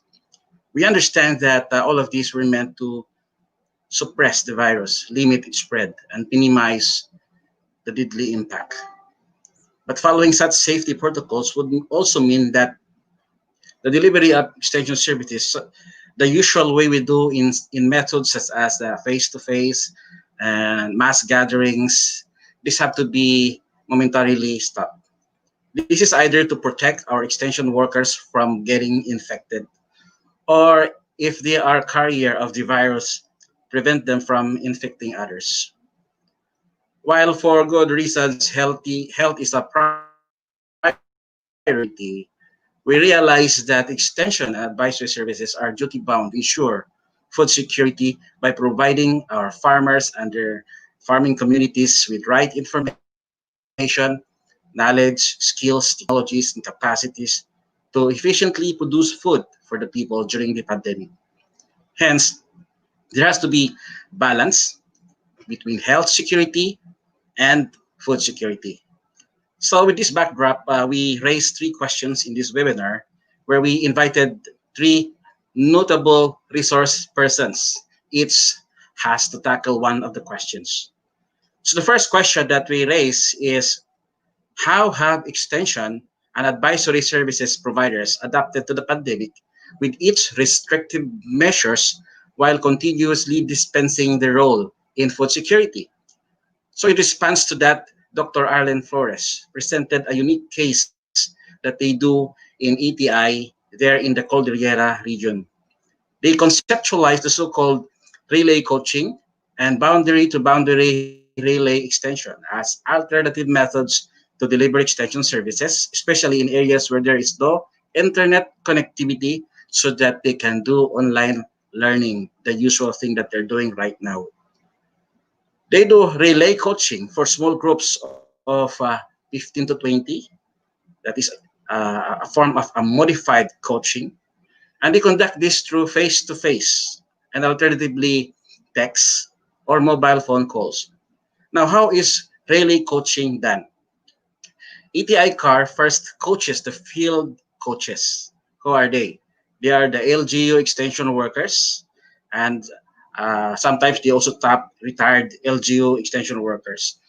Also, the learning sites and school for practical agricultural operators, who in turn, these coaches will coach their clientele, the farming communities in the area. They successfully did this primarily to deliver the technologies of urban agriculture, including the delivery of those essential goods to equip the extension workers and also the clientele. Also, boundary to boundary extension, on the other hand, is applied in lockdown communities. ATI CAR personnel meet with field coaches in provincial and municipal boundaries where coaching is done. Now, what can we say is that this modality adopted by ATI is risky because it is face-to-face. It applies face-to-face mode of extension delivery where safety, although there is observance of safety protocols among extension workers. Nevertheless, we can say that the efforts of ETI CAR simply illustrates the innovative and self-sacrificing spirit of extension workers taking the risk, all for the sake of ensuring food security. Di ba dapat ang mga extension workers natin ay pwede ring tawaging frontliners? The second question that we raise is what long-term measures are being adopted by the government to address efficiency in the provision of extension and advisory services. We're privileged to hear from our resource person, a great man, my former boss, Dr. Rex Navarro, who discussed the province-led agriculture and fisheries extension system, or the PAFES. PAFES is conceptualized as an organizational innovation that aims to address long-term structural weaknesses of the country's extension system that suffer from uh, so many problems when extension was devolved. PAFES draws lessons from successful extension systems in our neighboring countries such as Vietnam, Japan, China, and India, where provinces are considered to be the best place to plan, execute extension services because they have the economies of scale. It is noteworthy that the present administration or the leadership of the Department of Agriculture visualizes the use of PAFES in massive technology utilization, which is believed to be the engine for agriculture modernization. We are delighted to know that our efforts in PHILEASNET in the past, through our policy initiatives, where we conducted series of extension policy symposia in partnership with the Agricultural Training Institute, with PHILRISE, with ERI, UPLB, and the Coalition for Agricultural Modernization of the Philippines. These are bearing fruit right now. We are seeing how the DA with Dr. Navarro is posing for the establishment of FAPES not only for the 15 provinces by 2022, but of course in the entire country with all its provinces. Now, the last question that we raise is how can extension personnel and agencies and their organizations recalibrate themselves with the use of digital platforms to freshen their strategies and services for the new normal? We have learned a lot from Ms. Cancan, Alma Karina Ramos, who discussed the principles in rebranding and recalibrating extension strategies and services using digital platforms to cope with the new normal. She challenged this word, new normal. In fact, she meant that it's just the new reality. In navigating all of us into the reality of the digital world, she opened our eyes far beyond what we see in the period of COVID-19 pandemic. She sees the need to reboot, to pivot, and encourages us to level up to the reality of the interconnected world where only the interconnected can cope. Now, what is the implication of this to extension and advisory services? Well, what you can say is Ms. Kanskan's presentation is meant to challenge all of us to think outside the box in the way we do extension and advisory services. It is important that actors in extension service providers, the agencies, we, the extension professionals and practitioners, will not only embrace and adapt to the reality of the pandemic, it is as well a must that we should be proactive in exploring the use of digital platforms in the provision of extension and advisory services to reach everyone among our clients, to get them informed and connected. So in conclusion, mga kasama sa PHILEASNET at iba pang lumahok sa webinar na ito mula sa national government, sa local government units, sa academe, and the private sector, we live in difficult times when the role of extension and advisory services is crucial to ensure food security and the survival of humanity. COVID-19 pandemic has exacerbated the conditions that we used to address. and it may continue to bring challenges that we need to anticipate. It is important that we recalibrate. Yes, that is the point that we're trying to bring out here in this webinar so that we can cope with the challenges of the times. During these difficult times, however, it has brought to us the best of some of us in the case of ETI in car. We look forward to hearing from others as well, as PHILEASNET is planning for more of this sort of activity. We do not know when COVID-19 will end, but we know it will. As the Country Forum for Extension and Advisory Services, PHILEASNET will continue to provide a platform for discussions of emerging issues and challenges in extension and advisory services, and in sharing of good practices so that all of us will not only be updated, but also engaged. Maraming salamat po. Okay, so I think thank you very much for that comprehensive analysis and synthesis, Doc Andrew, no? Nakaka-proud na nasa extension sector and extension services tayo dito, and also with our viewers, no? Before we go into the evaluation form, I know a lot of you are waiting for it, but we will have our closing remarks, and then we will share the evaluation form for everyone if you want to get your certificates po. So let me welcome one of PHILEASNET's officers and past officers and even advisor, also my personal mentor, as well as one of our favorite people, no, si Dr. Virginia Cardenas. Dr. Gigi, you have the floor po. Well, thank you, Jim. And this is not going to be very long. First of all, I would like to congratulate PhilSnet for having put together these brilliant speakers. I would like to thank our speakers for all the efforts that they had uh, put up to come up with their excellent presentations. I truly admire, I truly appreciate everyone.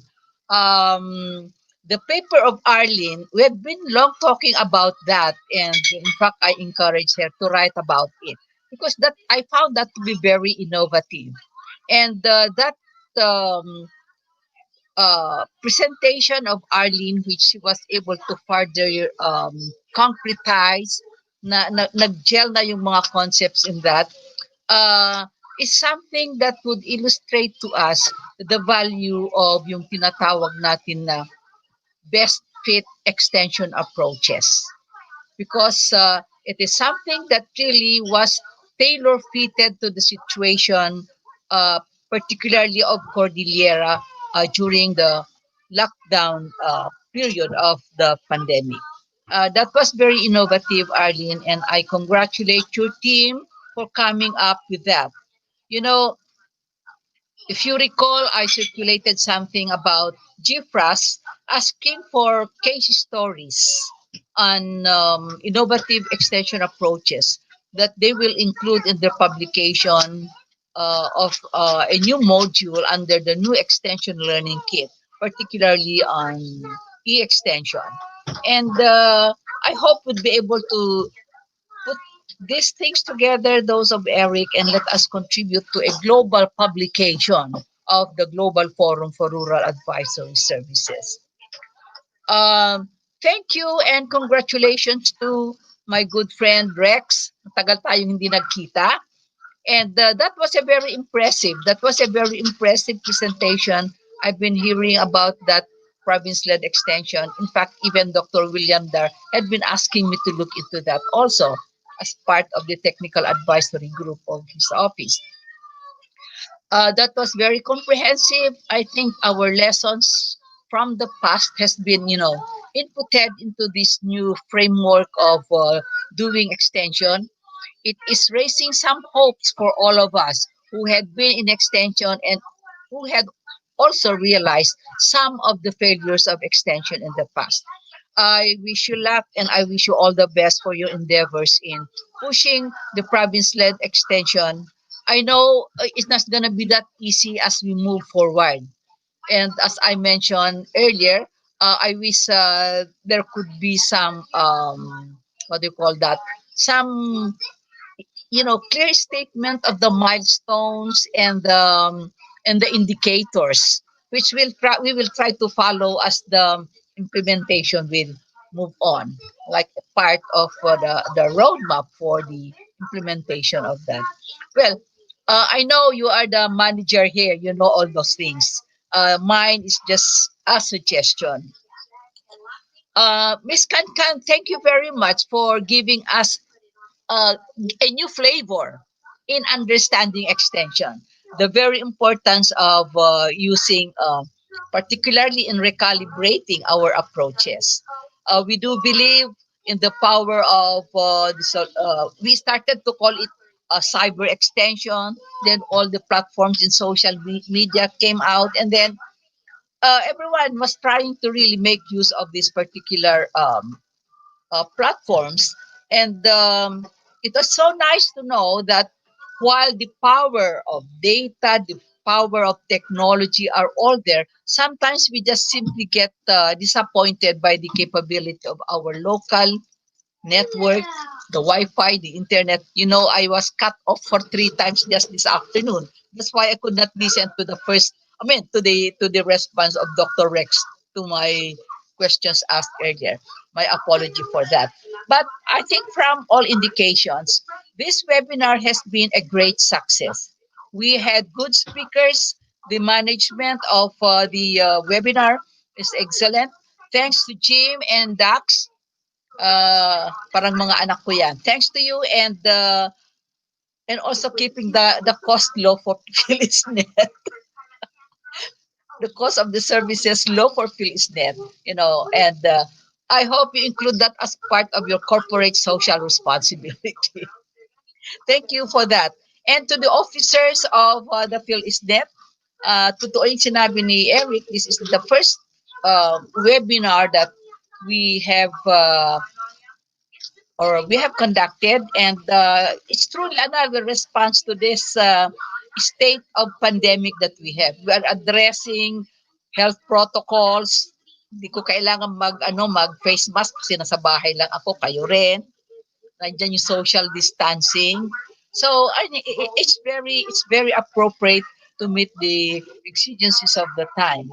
Besides, it is able to help us reach more members from all over the country.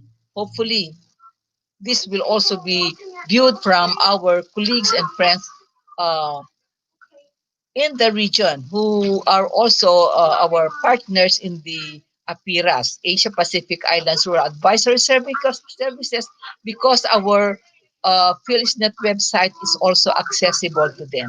I hope this will be uploaded there. I thank you so much, the officers of PhilEastNet. They had been there with us through thick and thin sa lahat ng mga all through the years. PhilEastNet was established in 2002, and these are the people who had always kept the ideals of PhilEastNet alive and influencing extension professionals and practitioners, particularly in professionalizing extension as a career. We hope to be able to further contribute as PhilEastNet. We hope to further contribute to the professionalization of extension because we are also part of the technical working group of the Philippine Association of Agriculturists to come up with the Philippine qualifications framework for agriculture, wherein extension education is part of that framework. So I promise not to keep this very long, but I'm so happy. I feel so privileged to be closing this program with the presence of about more than 271 participants. Jim, am I correct? Or even more?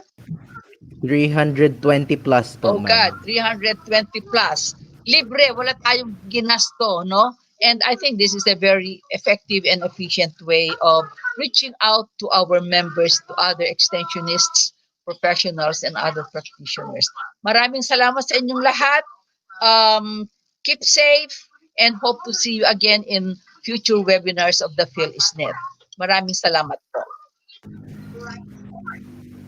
Thank you, Ma'am Gigi. And before you guys go, we let you go.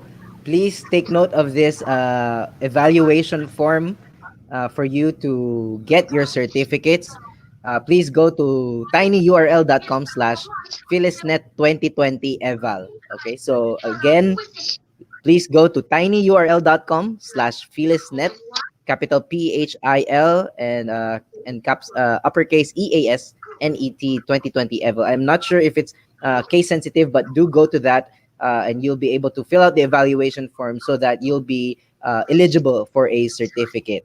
No, and of course, add on sa sinabi ni Ma'am Gigi, no, na hindi lang kami ni Dax. I also would like to acknowledge our colleague Justin Interno for doing a lot of the graphics that you're seeing on the screen, the publicity materials, and as well as communications behind the scenes.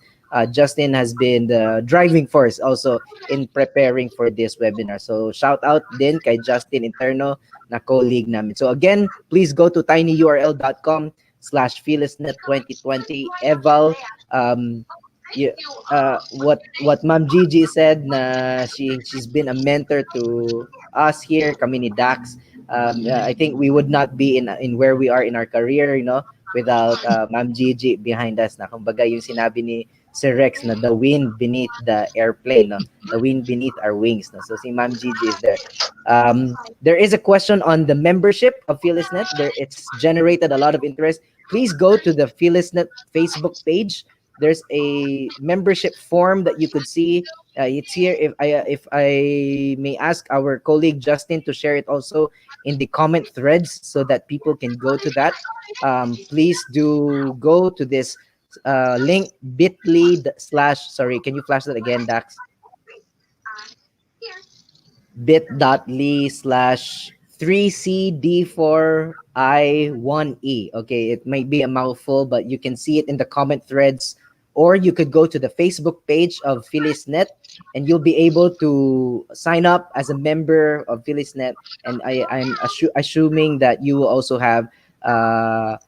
have access also to the form and have instructions on how to pay for your membership fee. So thank you very much for that for the interest that's been generated from this webinar. So you can see the links in the comment threads. Please go to that. This has been a privilege to serve PhilISNet as the moderator. It's been a very engaging, dynamic discussion and learning about new extension services.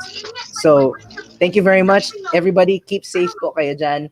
And we will see you in the next webinar that PhilISNet will bring out for you. This has been Jim Cano of Dream Agritech Consultancy Services.